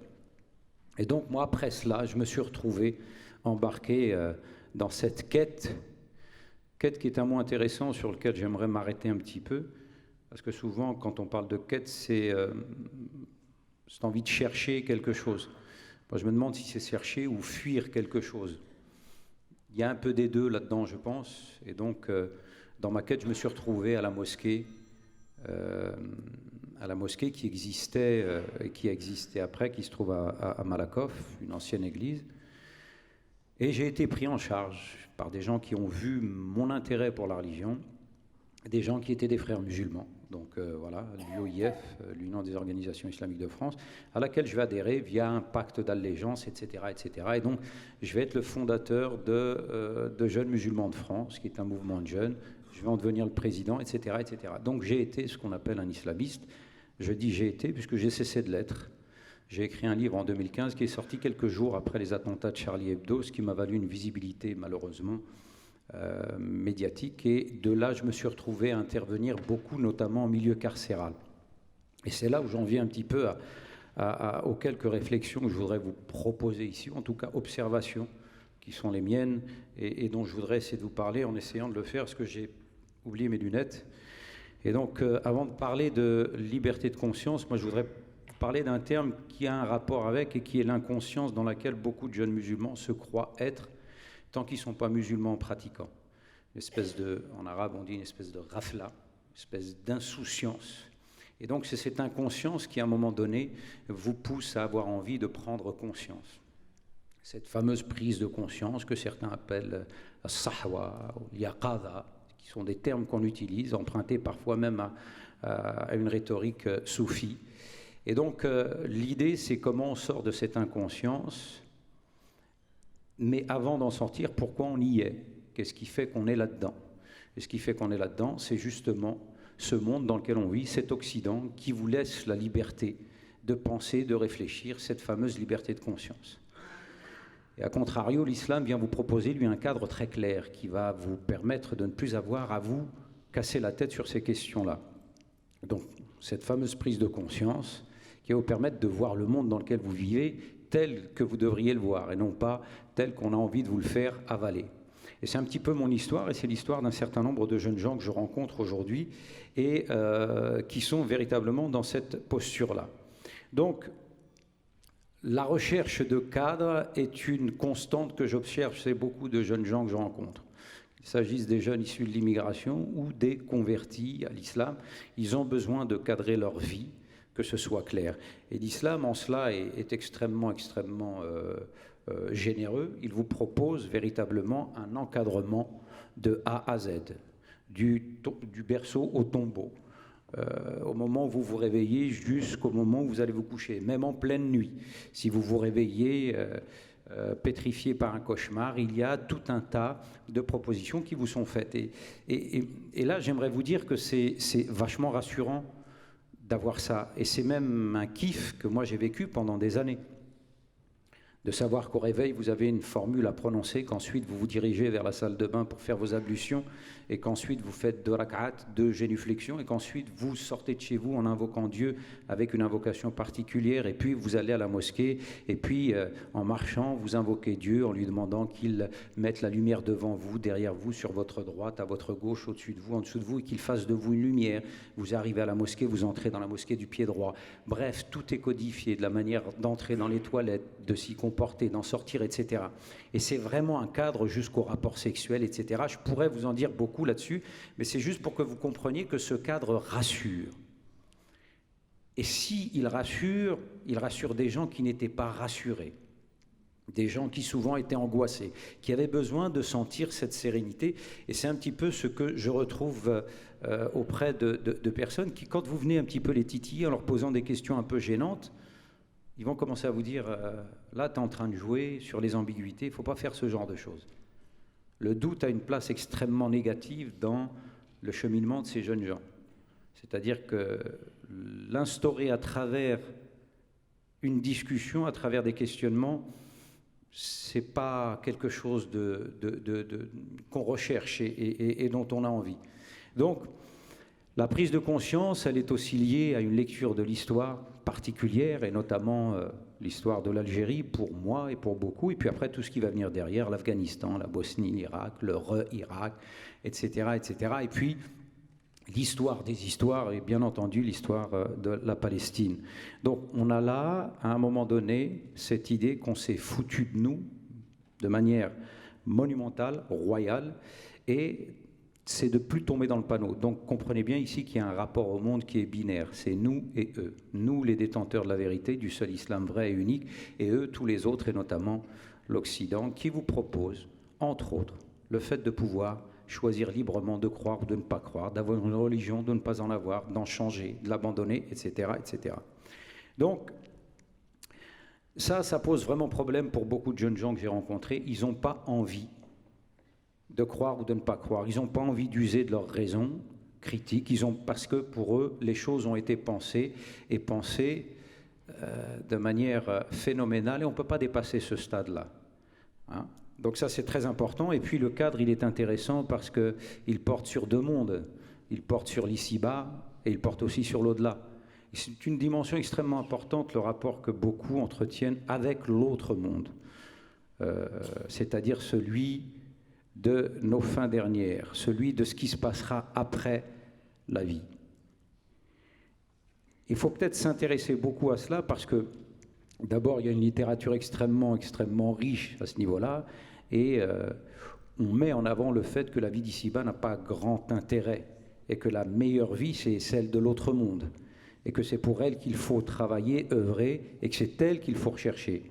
D'où peut-être le fait que certains essayent d'aller un peu plus rapidement que la musique et veulent partir plus vite que prévu. Vous voyez à quoi je fais référence. Donc, ça a été dit tout à l'heure, mais effectivement, la sunna a pris une place extrêmement importante. Mais je l'ai dit et je ne vais pas m'apesantir là-dessus plus que cela. J'ai écrit beaucoup de choses, mais je pense que je vais aller un peu plus vite que prévu. Alors, j'ai une question que je pose et que j'aime bien poser. Pourquoi la proposition ou la réponse qu'est l'islam ou l'islamisme ou l'islam radical marche mieux que toutes les autres propositions? Pourquoi dans un pays comme le nôtre, en France, ça marche mieux que la liberté de conscience, la République, la laïcité? Pourquoi ça marche mieux? Qu'est-ce qui fait que ça fonctionne beaucoup mieux? C'est une question qui, à mon avis, doit être importante. Moi, à un moment donné, justement, je vous en parlais en 85, la réponse, pas une réponse, ça a été l'islam et l'islamisme. C'est cette réponse qui m'a personnellement charmé, fasciné, et ça marche parce que, encore une fois, c'est une réponse qui vous parle et qui vous pose un cadre pour l'ici-bas, donc hier et aujourd'hui, et puis un cadre qui vous propose aussi de régler vos questions liées avec l'au-delà, mais pas que, avec le monde parallèle aussi. Et c'est très important peut-être de s'arrêter là-dessus parce que c'est un sujet extrêmement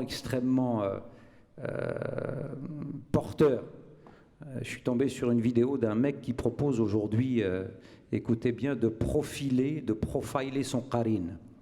Alors le qarine, c'est cet être maléfique qui vous est attribué dès votre naissance et qui a pour mission de vous faire sortir du droit chemin. Eh bien, je connais un jeune imam qui est né en France, qui a grandi en France, et qui vous parle de l'obligation de profiler votre qarine et qui vous dit comment le faire. C'est-à-dire qu'on a déjà beaucoup de problèmes avec la vie d'ici-bas, c'est-à-dire le monde palpable, entre guillemets, sans parler du monde des sentiments, de l'affect, etc. Mais le gars vous propose d'aller faire un tour dans le monde parallèle pour vous dire comment le tenir à distance, comment vous en séparer. Et puis il y a toute une sémantique autour de ces propositions et c'est intéressant de voir comment ces deux éléments occupent une place extrêmement importante. Donc, je m'arrêterai sur 2 points parce qu'il faut que je respecte le temps et puis il y a un autre témoignage juste derrière moi. Moi, je voudrais vous parler de la manière dont les choses sont transmises ou une des manières dont les choses sont transmises dès qu'on parle de religion. C'est assez paradoxal. On parle d'une prise de conscience, donc d'une responsabilisation et en même temps, on fait peser sur vous cette espèce de poids de la culpabilisation.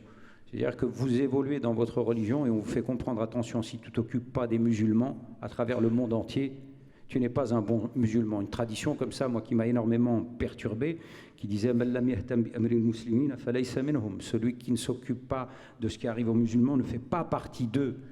Il ne fait pas partie des musulmans. » Et vous vivez avec ça et vous voyez que dans le monde entier, il y en a plein qui souffrent. Et vous dites, qu'est-ce que je peux faire pour eux? Donc, il y a une espèce de culpabilisation, mais plus que cela, et une espèce on est mis à l'index sans cesse en disant qu'on n'est pas des bons musulmans parce qu'avant, eux, ils avaient le véritable islam, et que nous, on est vraiment des branquignoles, et on n'est pas du tout à la hauteur de ce message. Donc, vous vivez une espèce de tiraillement intérieur qui fait que, eh bien, on va essayer toujours de faire plus que ce qu'on est humainement capable de faire. Et c'est souvent ce qui est demandé à des musulmans. Je me souviens à la prison de Fresnes d'un détenu à qui j'ai dit « Mais qu'est-ce que tu penses de ce verset, toi qui est dans lequel Dieu nous dit « Idfa' billati hiya ahsan » repousse de la plus belle des manières. « Fa'idha alladhi baynaka wa baynahu adawatun ka'annahu waliyyun hamim » Et tu verras que entre toi et celui avec qui il y a une forme d'inimitié, tu le verras se transformer en ami chaleureux, intime, etc. Et le détenu de me dire, mais ça c'est le top, ça c'est le top, c'est-à-dire que c'est trop loin. Je dis, on peut peut-être essayer d'y aller, même si on n'atteint pas le truc, on peut peut-être essayer d'aller vers cela. Donc, en fait, il y a une espèce de à chaque fois pointer du doigt en disant, vous n'êtes pas des bons musulmans, vous n'êtes pas à la hauteur, mais avant ils étaient à la hauteur. Et moi je m'amuse avec les détenus comme ça, enfin je m'amuse pas. C'est une manière de parler. En tout cas, je discute avec eux et je leur soumets des choses, notamment liées à certains passages du Coran où on est en droit de s'interroger sur la fiabilité, notamment des prophètes. Quand Abraham demande à Dieu de lui montrer comment il ressuscite les morts. Et là, Dieu le titille en lui disant « Pourquoi tu ne crois pas? Tu as un problème de baisse de foi ou quoi ?» C'est comme ça que je le dis aux détenus. Et Abraham de se reprendre, il dit non, je crois, c'est juste histoire d'apaiser un petit peu apaiser mon cœur, mon fort intérieur. Ça veut dire quoi? Il a besoin d'être apaisé, il est angoissé. Quand vous dites ça à des détenus, ils disent non, tu te plantes là, c'est pas du tout ça, c'est un prophète, gars, il peut pas être dans cette situation-là. Et pourtant, un des commentaires qui est proposé ou une des explications à des tafsirs, c'est pour ça je crois que même dans l'islam classique, vous avez des outils qui peuvent vous permettre d'amener un certain nombre d'individus de prendre un peu de distance par rapport à ça. Il y a un hadith, une tradition prophétique, dans laquelle le prophète aurait dit « Nahnu ahaqqu bi shakki min Ibrahim, idh qala rabbi arini kayfa tuhyi al-mawta » Donc, le prophète aurait dit « Nous sommes plus en droit », il s'adresse à ses compagnons, « Nous sommes plus en droit de douter qu'Abraham, lorsqu'il a dit « Oh Seigneur, montre-moi comment tu ressuscites les morts ». J'ai dit ça à un grand prédicateur dont je tairai le nom parce qu'il n'est pas là. Il m'a dit « Non, on ne doute pas, nous, dans l'islam. Le doute n'existe pas. On n'est pas des occidentaux. » Tout ce qui est éloge du scepticisme et compagnie, tu gardes ça pour toi. Nous, tout est clair. Il n'y a pas... tout est clair, sauf que moi, excuse-moi, ça me pose quand même des questions et je les pose. Donc, on s'amuse un peu comme ça avec les détenus. Et vous savez ce qu'ils me disent souvent? Pourquoi tu dis tout ça? Pourquoi tu poses ces questions? Tu veux aller trop loin. Ça sert à quoi? Et en fait, ils s'interdisent de réfléchir et de se poser des questions. Parce qu'on leur a dit, tout est posé. Et c'est ce que je vous disais, c'est pas la peine d'aller chercher midi à 14h. Ça y est, tout est clair, tout est clairement proposé. Donc, pour finir, et je m'arrêterai là-dessus, je m'excuse si j'étais un peu trop long. En fait, pour moi, l'un des problèmes, ou la manière de pouvoir le résoudre, c'est comment on va pouvoir influencer ceux qui détiennent aujourd'hui le discours religieux, en leur disant qu'il faut absolument qu'ils aient un discours théologique sur Dieu qui soit adapté au monde dans lequel on vit. C'est-à-dire, dis-moi à quel Dieu tu crois et je te dirai quelle religion tu vas pratiquer. C'est ça que ça veut dire. Et étrangement et paradoxalement, j'ai remarqué que chez beaucoup d'imams, beaucoup de prédicateurs, Dieu a été évacué. Dieu n'est plus là. On dit le Coran dit, le prophète dit, l'islam dit, les savants ont dit, mais Dieu dans tout ça, c'est-à-dire celui qui aurait dit ça, celui qui aurait commandé cela, c'est qui? Comment tu te le représentes? Parce qu'on ne se le représente pas tous de la même manière. Tout le monde s'imagine qu'on se le représente de la même manière. Mais on n'est pas fait pareil. Personne n'est fait de la même manière, personne n'a la même histoire. Donc je pense qu'ici, il y a un réel boulot à faire, peut-être dont certains n'ont pas conscience, parce qu'ils parlent avec des évidences qu'eux-mêmes n'ont pas forcément pris le temps de questionner. Et là, il y aura peut-être un boulot à faire avec les imams, surtout ceux qui pensent être arrivés, ceux qui pensent avoir atteint le... vous voyez ce que je veux dire.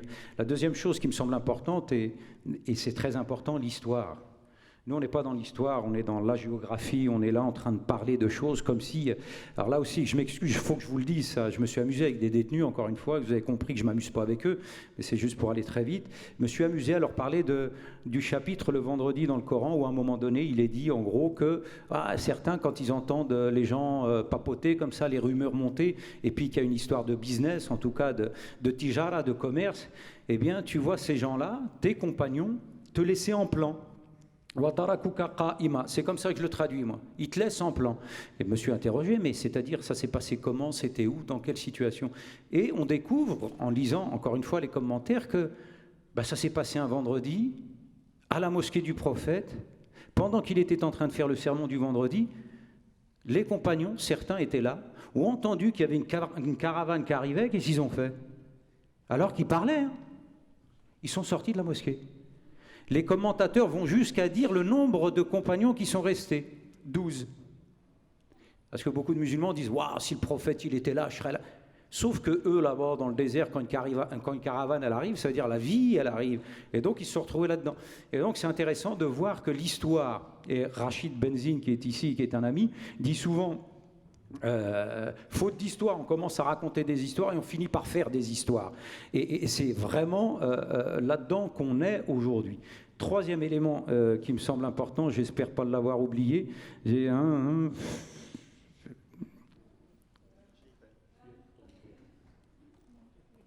m'excuse, il est parti, j'en profite, je prends son temps. Salut Antoine, je m'appelle Antoine, c'est ça? Attendez 2 secondes, je m'excuse, ça se fait pas, mais j'ai dit quoi? Voilà, oui, et travailler sur le texte, bien entendu, travailler sur le Coran, c'est-à-dire que ça se fait pas beaucoup, ou ça se fait très peu, c'est-à-dire que beaucoup d'imams viennent vous bazardent des versets du Coran comme ça, comme si c'était des vérités que tout le monde comprenait, et beaucoup vous disent, mais si le Coran il est clair. Moi, je l'ai lu un certain nombre de fois. Je peux vous dire qu'il y a plein de passages qui, moi, me laissent très perplexe et c'est loin d'être aussi clair. Ça, c'était le premier élément. Le deuxième élément, pour conclure, c'est tous les autres, là. Tous ceux qui considèrent que l'islam, c'est une religion de tarés, que ces jeunes gens sont tous des tarés.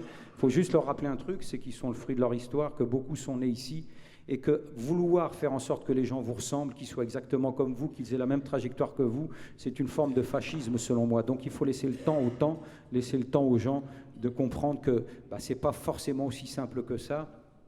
Vous avez compris ce que je veux dire. C'est-à-dire qu'il y a plein de gens qui pensent avoir compris, ceux qui sont dans la liberté de conscience à fond la caisse et puis qui sont en train de dire c'est des parvenus, ce sont des gens qui ne méritent pas notre compassion, notre empathie, etc. Moi, je pense que tout le monde a le droit de pouvoir avancer à son rythme. Et je peux vous le dire, et je m'arrêterai vraiment, vraiment là-dessus, toutes les personnes que j'ai rencontrées, hommes et femmes, jeunes et moins jeunes, à partir du moment où ils se retrouvent dans un cadre où il y a possibilité d'échanger, de discuter, mais pas dans le jugement. J'ai pigé, t'as rien compris, je vais te montrer la marche à suivre. Non, c'est raconte-moi ton histoire. Qu'est-ce qui s'est passé? Qu'est-ce qui t'est arrivé? Eh bien, quand on arrive à faire ça, on arrive à instaurer un climat tel, en réalité, que, eh bien, il y a des choses qui sortent et vous laissez les individus réfléchir, parce que c'est ce qu'il faut qu'on réussisse à faire, leur permettre de gamberger, de réfléchir. Merci, je suis désolé si j'ai été trop long, vraiment désolé.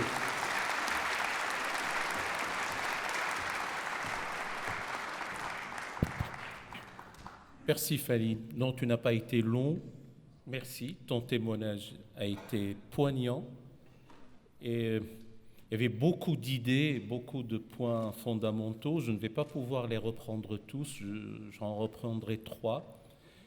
D'abord, ta trajectoire de vie personnelle, où tu reconnais clairement, tu ne sais pas comment ce passage à la mosquée a dû se faire. Je t'ai toujours entendu dire que c'était presque quelque chose de spontané. Le deuxième point, c'est cette facilité que certaines personnes angoissées avec leur mal-être intérieur, le malaise qu'ils ont, quand on est au milieu du gué sur un pont, surtout lorsque le tablier est vibrant, on s'agrippe pour paraper à l'un ou à l'autre. Donc on va aux extrêmes, c'est vraiment le choix de la facilité, alors que le fait de se tenir et surtout oser penser par soi-même est très engageant et très difficile. Et c'est ce que tu fais par ce questionnement.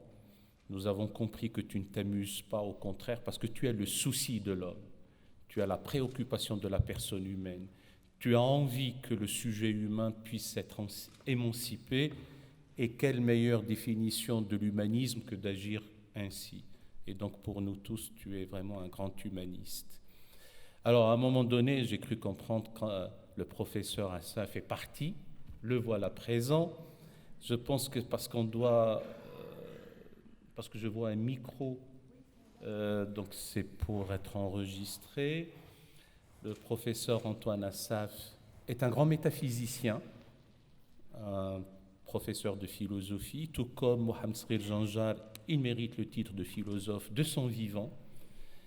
Et j'ai cru comprendre, mais je ne suis pas encore sûr, que tous les témoignages et même les communications ont eu lieu de l'intérieur de la sphère islamique. Et là, nous avons un témoignage qui n'est pas de l'intérieur de l'espace ou du contexte ou de la sphère islamique, et c'est tout aussi bon, c'est tout aussi édifiant et c'est tout aussi important. Bien, nous vous écoutons avec intérêt et avec amitié. Merci. Invincible soutien à mon pouvoir.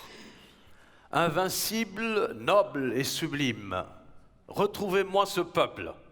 Promettez, soumettez, transmettez, et que la vérité règne. Qu'on adore mon Dieu, mais surtout qu'on le craigne. Vous savez, vous avez deviné tous, nous sommes dans le pays de Voltaire, et les Français sont tous voltairiens. Et contrairement à nos frères musulmans assez radicaux, ils doutent. Ils ont, en plus de Voltaire, Descartes. Mais dans ces vers, Voltaire, qui à l'époque, au milieu du XVIIIe siècle, n'était pas à la Bastille, malheureusement pour nous. Il était libre, il était à Rotterdam, et il confrontait le roi de France, Louis XV, qui lui, il ne pouvait pas le contester. Les Bretons ont essayé une fois, et ils l'ont regretté. Il a dit au Parlement de Bretagne, « Je n'ai pas besoin d'être critiqué, il n'y a que Dieu qui puisse, en tant que roi divin, me critiquer. » Cela nous rappelle d'autres droits divins. Mais dans cette pièce de théâtre, Voltaire pensait au fanatique, le fanatique. Certains ont cru que c'était uniquement Mahomet, mais en fait c'était Mahomet, le juif et le musulman et le chrétien, les trois. Et il les appelait père, fils, et pour rigoler avec les chrétiens, il ne disait pas Saint-Esprit, il disait le petit-fils. Le juif, fanatique dans ses guerres depuis Josué, le chrétien fanatique aussi dans ses guerres avec Charlemagne et tous les rois de Byzance, et le musulman aussi fanatique dans ses guerres radicaux. Bien sûr, personne n'a compris Voltaire, mais loin à Rotterdam, avec ce qu'il appelait le roi philosophe, il pouvait échapper. Mais il a saisi quand même l'armée française, il a saisi ce que la France allait, avec 30 000 têtes coupées de la guillotine, instaurer une certaine laïcité violente. Aujourd'hui, heureusement, elle est en train de devenir plus intelligente. Pourquoi je parle de ces trois fanatiques? Parce que je viens d'un pays qui est gouverné pour les grands infidèles, c'est-à-dire par un chrétien. Si je parle à un guerrier de Daesh de la Syrie, ils nous l'ont fait comprendre, c'est un chrétien qui gouverne le Liban. Et il y a un musulman comme Premier ministre, et il y a un chiite qui est président du Parlement. Comment ce peuple a pu aujourd'hui vivre une paix que Voltaire n'aurait pas pu penser? Comment, malgré la guerre du Liban, une guerre qui va durer 15 ans, malgré les milices, et vous savez, les chrétiens du Liban sont des croisés, ils ont hérité de ces 2 siècles de croisade. Il y a eu des phalangistes, il y a eu des forces libanaises, des forces chrétiennes, des forces qui ont porté le nom de Marada, le même nom que les croisés. En face d'eux, vous avez des milices sunnites, les Morabitoun, vous avez aussi des milices druzes de Jumblat, vous avez eu des milices socialistes, des milices qui venaient de partout, et vous aviez les milices guerrières de la Palestine d'Arafat. Et le Liban était une guerre, cette guerre qui a entendu et reçu le choc du plus terrible des rabbins. C'est-à-dire celui qui a osé rentrer dans la synagogue, regarder tous ces rabbins et leur dire « Voilà ce que Isaïe prophétise. Un jour arrivera le Messie, lumière de lumière. Arrêtez tout, il est devant vous. » Imaginez les rabbins de cette époque. Cet homme qui va prendre les plus pauvres des pauvres, c'est-à-dire les pécheurs, et il va leur dire « Mais qui suis-je » Un seul va pouvoir répondre et lui dire « Vous êtes le Fils de Dieu ». Et je crois que les fils d'Abraham, juifs, chrétiens et musulmans par ordre, père, fils et petit-fils, comme dit Voltaire, les trois fanatiques pour lui, que ces trois, jusqu'aujourd'hui, se font toutes les sortes de guerres à cause de ce serment de Jérusalem, de se crucifier aussi. Pour quelle raison? Parce qu'en demandant aux Juifs « Qui suis-je ?», les Juifs de Caïphe vont dire « Tu n'es pas le Messie ». Et vous savez que Caïphe le condamne, il déchire sa robe et il le condamne à la crucifixion. Mais d'autres Juifs l'ont accepté comme le Messie. Et de cette sortie vers Tyr, Sidon, les côtes phéniciennes, ces apôtres, Paul, Pierre, vers Rome et vers l'Italie, la Grèce, Corinthiens et Saint Thomas vers l'Inde et l'autre, Marc vers l'Égypte, ils vont prophétiser le Messie, et c'était des Juifs, les 12 premiers apôtres. Il n'y avait pas encore de ce qu'on appelle aujourd'hui chrétiens depuis Antioche ou musulmans. Voilà la première réponse. Et il a eu ces guerres, des guerres terribles. Et ce peuple lui-même va pouvoir, en refusant le Messie, jusqu'aujourd'hui il y a des Juifs qui ne reconnaissent pas le Messie et qui attendent un Messie spirituel, un Messie intellectuel, et qui se disent peut-être nous avons le même Messie, qu'importe. Mais il y a cette contradiction dans l'histoire et les deux sont là. Maintenant, quand arrive le musulman, en tant que chrétien, je ne peux pas retenir du Coran autre chose que la réponse du prophète Mahomet à ce Jésus. Tu es prophète, ta parole est créatrice, et il l'honore, mais ne me dis pas que tu es fils de Dieu. Et il y a là les feux de l'enfer, dit le Coran, qui peuvent être menacés. Que Marie soit sainte, soit, mais attention, ne dites pas mère de Dieu, cela offense notre foi et c'est le feu de l'enfer qui est. Ces versets sont là, mais est-ce qu'elles peuvent provoquer la vraie guerre? Malheureusement, le Proche-Orient a connu ces guerres, et je les ai connues. Le témoignage qu'on m'a demandé, c'est d'avoir vécu ces guerres, les guerres du Liban. Et je voyais aussi bien de la Sorbonne où je philosophais sur les religions, où on prend un livre et on a quelques heures à la bibliothèque entouré de charmantes filles qui travaillent autant que vous et qui vont vous dépasser. Vous avez le luxe de l'intellectuel à la montagne Sainte-Geneviève. Mais quand vous arrivez dans un pays en guerre où les milices portent le nom de leur religion, la milice chrétienne, même le monde, le plus intellectuel au temps de Méry, n'arrivait pas à dire autre chose que milice chrétienne, milice musulmane. Jamais il disait libanais. Donc, un pays aussi confessionnalisé dans ces guerres, quelle sorte de guerre je pouvais voir? Et en expérimentant cette guerre, j'ai vu des guerres justes, j'ai vu des guerres, je peux dire, saintes, et j'ai entendu de guerres légales. Les guerres saintes, c'était ceux qui se disaient, c'est au nom de Dieu qu'on se batte. Et c'est le Seigneur de la guerre, Dieu est avec nous. Et on peut aller même jusqu'à la cause de la Palestine. Cette terre nous appartient, elle nous a été arrachée. Le peuple d'Israël, les Juifs et son armée, 5 fois ils nous ont rejetés et nous voilà au Liban réfugiés. Il faut reconquérir la Palestine. La cause est sainte. J'entendais à côté une guerre qui pouvait porter le nom de juste. Et j'interrogeais en écrivant les articles et les livres. Cette juste, c'est que nos orphelins, nos veuves, nos villages sont détruits par des milices qui se réclament de libérer la Palestine. Et pourquoi faire la guerre au Liban pour libérer la Palestine? D'où la réaction des chrétiens. Leur guerre est juste, elle était bien juste. Et vous aviez, pas loin, au sud Liban, vers Nakoura, des soldats qui faisaient une guerre légale, c'est-à-dire les casques bleus, ils ont eu le vote de l'ONU. Et sans oublier les vétos qui transforment tous les votes démocratiques, d'où les limites de la démocratie, mais les guerres étaient légales. Et jusqu'aujourd'hui, plus d'une génération de soldats bleus sont là pour entamer ces guerres. Ce sont les 3 guerres que j'ai connues. Beaucoup disaient la guerre des Palestiniens est juste, elle est sainte même, ils veulent leur terre. Et les Libanais disaient mais pourquoi sur notre terre, et surtout les chrétiens, vous ne touchez pas à notre identité, voici nos milices, voici nos guerres, jusqu'à même l'alliance avec l'armée d'Israël. Cette guerre allait très loin et vous avez la légalité internationale qui, ne voulant pas jouer les croisés du temps d'Urbain II et de Godefroy de Bouillon et Raymond de Saint-Gilles, disent « on vous envoie les casques bleus ». Et voici que le tournant arrive pour moi, et c'est là où je trouve le témoignage fort, c'est que, en écrivant sur la guerre du Liban et dans cette fameuse bataille de 83 avec nos frères musulmans qui eux aussi subissaient, les musulmans qui venaient de Syrie pour rétablir la paix, certains disent pour occuper, mais qu'importe, c'était une occupation d'une double armée puissante, celle d'Israël et celle de la Syrie, avec les grandes puissances soviétiques de l'époque et américaines qui protégeaient l'un des deux de ces forces. Et les chrétiens et les musulmans libanais se retrouvaient entre ces deux. Je participe à cette bataille de 83, plus avec la plume qu'avec le Kalachnikov. L'encre ne tarit pas, mais un Kalachnikov, ça vaut à peine de quoi être tiré. Nous voyons ses limites. Et je tombe otage. Et pendant cette période d'otage qui a duré 13 mois et demi, je rencontre à l'intérieur de la cellule ces mêmes combattants, parfois ennemis, parce qu'ils pouvaient mettre dans la cellule tout penny, et ce fameux guerrier qui portait le nom de Kissinger. Kissinger était un guerrier incroyable. Il ressemblait à Kissinger. Il ne m'a jamais dit son nom.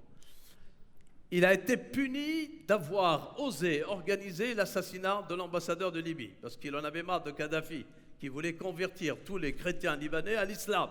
Il a dit, c'est la solution pour la guerre du Liban. Et Moussa Sadr, d'ailleurs, a disparu à ce moment-là. On peut dire que c'est une théologie à la Kadhafi très efficace.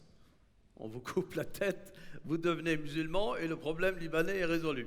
Et Kadhafi a été loin. Bien sûr, sa fin dernière témoigne d'une certaine agitation. Elle a été réglée. Quand vous regardez de près un guerrier qui vous approche en pleine cellule dans la promiscuité et qui vous dit « vous êtes chrétien ?» Je dis « oui, je viens de Paris. » Mais dit « non, ça je m'en fous, les chrétiens, vous êtes des traîtres. Nous sommes les vrais guerriers, nous allons libérer la Palestine et c'est ça la vraie cause. Vous voulez la paix avec les Juifs ?» Et là, la tension n'est pas dans un colloque de la Sorbonne. Si j'imagine celui qui nous a présenté le faire avec un Kalachnikov, imaginez, je dirais tout ce qu'il veut. Et progressivement, il me regarde et il me dit « ta foi est la foi d'un infidèle. » Et nous sommes dans 3 mètres carrés. Puis après, avec le morceau de pain qu'il avait devant lui, il me le tend, il me le jette à la figure, il me dit « voici ton corps du Christ, puisque vous dites que le pain est le corps du Christ. » Je m'adresse à lui, je lui dis « dans ton Coran, la divinité du Christ n'est pas acceptée, mais dans ma révélation en moi, elle l'est. » Quelle sorte de guerre j'avais avec ce jeune détenu? Est-ce qu'on peut dire qu'elle est spirituelle? Je ne le crois pas. Je crois que c'est la conséquence de la haine. Dans cette cellule, il ne pouvait pas me tuer, mais en dehors, sur les barrages, dans les champs de bataille, des milices chrétiennes s'opposaient à des milices musulmanes sans faire de la théologie. Il s'agissait de la terre, il s'agissait des frontières. Et voici qu'en avançant, toutes les guerres vont être des guerres de confusion. Je ne crois pas que la guerre juste est une guerre juste. Ce sont des guerres qu'on justifie. Absolument, on peut justifier toute guerre. Il n'y a pas de guerre sainte. Ce sont des guerres qu'on sanctifie au nom de Dieu. Et si aujourd'hui il y a un procès de Nuremberg de Dieu, il serait celui qui aurait fait les guerres les plus atroces depuis des millénaires, toujours au nom de Dieu. Et pour la guerre légale, je la considère comme étant la plus fragile, la plus humaine possible. Il n'y a pas de guerre légale, parce qu'on ne peut pas légaliser le meurtre. Nous sommes tous obéissants aux 10 commandements. On ne tue pas son prochain. Alors, en quoi elle est légale? On la légalise. Et pourquoi on la légalise? Pour des intérêts. Ce dialogue que j'ai eu pendant 6 semaines avec ce jeune otage, il me regardait, je le regardais. À la fin, le discours théologique a fondu. Il n'y avait plus rien. Mon Christ est le Fils de Dieu, je ne renoncerai pas. Ton prophète, tu crois en lui, il est le dernier des prophètes, tu y crois en lui. Et on n'avait pas le juif s'était déjà retiré. Il n'a pas eu la signature de paix. Israël est un pays concret, efficace, plus ashkénaze que séfarade, et il est concret, ils sont partis. Et nous sommes retrouvés après avoir partagé les mêmes souffrances. Parfois on était privés de pain, parfois on était agressés par des soldats qui venaient dire à minuit, 2 heures du matin. Et progressivement que j'ai vu que les souffrances communes vécues avec ce musulman, et je crois qu'il était chiite, puisqu'il défendait Sadr, il voulait porter atteinte à la stratégie de Kadhafi. Donc j'ai bien vu qu'il était, nos souffrances ont fait de nous des frères. Et les guerres que nous nous faisions à l'extérieur, parce que moi j'étais considéré déjà sur mon passeport comme étant chrétien. Au Liban, on ne joue pas avec la laïcité. On est chrétien sur le papier avant même de voter. On est devenus comme 2 frères, à tel point, au moment où il allait être libéré, il m'a pris dans ses bras, on s'est embrassé, il est parti. Alors qu'est-ce qui s'est passé? Nous n'avons pas résolu le problème théologique. Je crois toujours, aussi absurde que cela paraisse, comme disait le père de l'Église Tertullien, que le Christ est ressuscité et qu'il est le Messie. Donc je crois parce que c'est absurde. C'est le mot de Tertullien. Nous ne pouvons pas le prouver. Il y a quelque chose d'absurde dans la foi. Mais en face de moi, j'ai un musulman qui me dit « Nous sommes le dernier des prophètes et nous sommes la dernière prophétie. On reconnaît dans votre Messie une certaine lumière prophétique. Donc acceptez-la puisque nous sommes les derniers. » Je la refuse. Mais la guerre s'arrête là. Et au fond, la vraie guerre qui reste, c'est celle qu'a déclenchée Jésus à Nazareth et je dirais même à Gethsémani. On venait l'arrêter, Pierre donne le coup d'épée, il arrache l'oreille de la garde du rabbin, il rétablit ça et il lui dit « Si j'avais voulu la guerre, je l'aurais eue. » On aurait pu imaginer un Christ guerrier. Et à partir de là, la question la plus redoutable pour le Proche-Orient, même pour la France aujourd'hui, qui voit grandir autour d'elle une communauté islamique qui, avec la richesse des commentaires que j'entends depuis ce matin, ne peut pas échapper à une véritable exégèse pour que cet islam de France puisse retrouver la seule vraie guerre que j'ai menée personnellement dans cette cellule avec ce jeune, la guerre spirituelle. Mon Messie restera le Messie, crucifié et ressuscité. Ton Mahomet restera là où il a pu faire du bien dans son désert.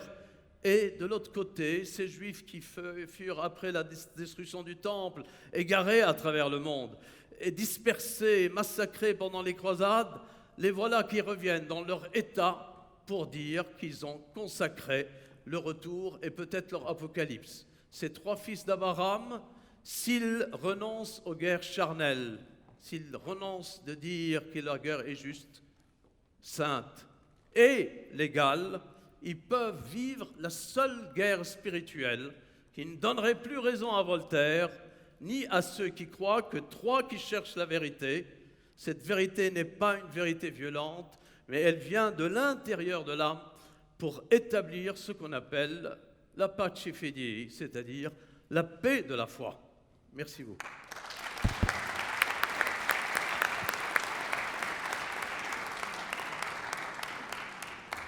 Merci infiniment, professeur. Merci beaucoup. Merci pour ce témoignage. Le temps s'est écoulé. Je prendrai quelques secondes de conclusion pour annoncer que la reprise aura lieu à 15 heures, que ce premier panel, cette première table ronde est écoulée. Je retiens dans ce que vous avez dit 3 choses, là aussi. L'éthique de la discussion me recommande de ne pas enclencher un débat. Je reviens sur le mot communauté. Certes, il y a une communauté musulmane en France, mais je lui préfère la communauté nationale d'un destin commun au sein de laquelle il y a des composantes. Il y a des composantes de croyants, de non-croyants, et la composante musulmane fait partie des franges de la nation, elle y concourt. Deuxième point, ce combattant de Daesh qui considère Michel Aoun comme un mécréant, eh bien, on lui trouvera des pendants ici même ou ailleurs ou dans la région qui verra en Michel Aoun un frère en l'humanité. Et dans le sillage, l'autocrate illuminé qui a eu une fin particulière, Kadhafi, voudra convertir ce qu'il voudra. Eh bien, sa fin témoigne de l'inanité de ses positions. Le troisième point, en dépit de l'oxymore qu'il y a entre guerre et spiritualité, vous avez raison, la seule guerre qui vaille, c'est celle de l'élévation spirituelle. C'est vrai, même si l'humanité, à travers l'histoire, a cru avoir le droit à ce qu'on appelle un jus ad bellum et elle a voulu l'atténuer par un jus in bello, il se trouve que malheureusement, nous n'arrivons pas, nous autres humains, à nous affranchir de l'antique servitude de la guerre. Ça viendra lors du panel de la violence et de l'islam ou quelque chose comme ça, et nous en parlerons. Mesdames et messieurs, je vous prends à témoin. On a dépassé de quelques minutes le temps qui nous est imparti. Je m'étais acquitté de ma mission. Je sais gré à l'ensemble des intervenants. Alawardi est déjà parti. Je ne veux pas faire du sexisme en creux en disant que nous ne sommes restés que des mâles ici sur la tribune. Mais de toute façon, nous avions eu droit à une communication d'une grande facture intellectuelle de ces Mohamed Sghir Janjar et nous lui sommes reconnaissants. Alawardi nous a parlé de l'apostasie sans détour, sans défaut, sans langue de bois. Le professeur et islamologue Youssef Sangaré nous a parlé aussi de la charia, qui est revenue avec son acception drastique que récemment. Ce sont des choses qu'il faudrait savoir. Le témoignage poignant de Farid Abdelkrim nous a beaucoup touchés et nous avons fini avec des vers de Voltaire et un témoignage tout aussi poignant du professeur Assaf. Merci pour votre écoute et à très bientôt.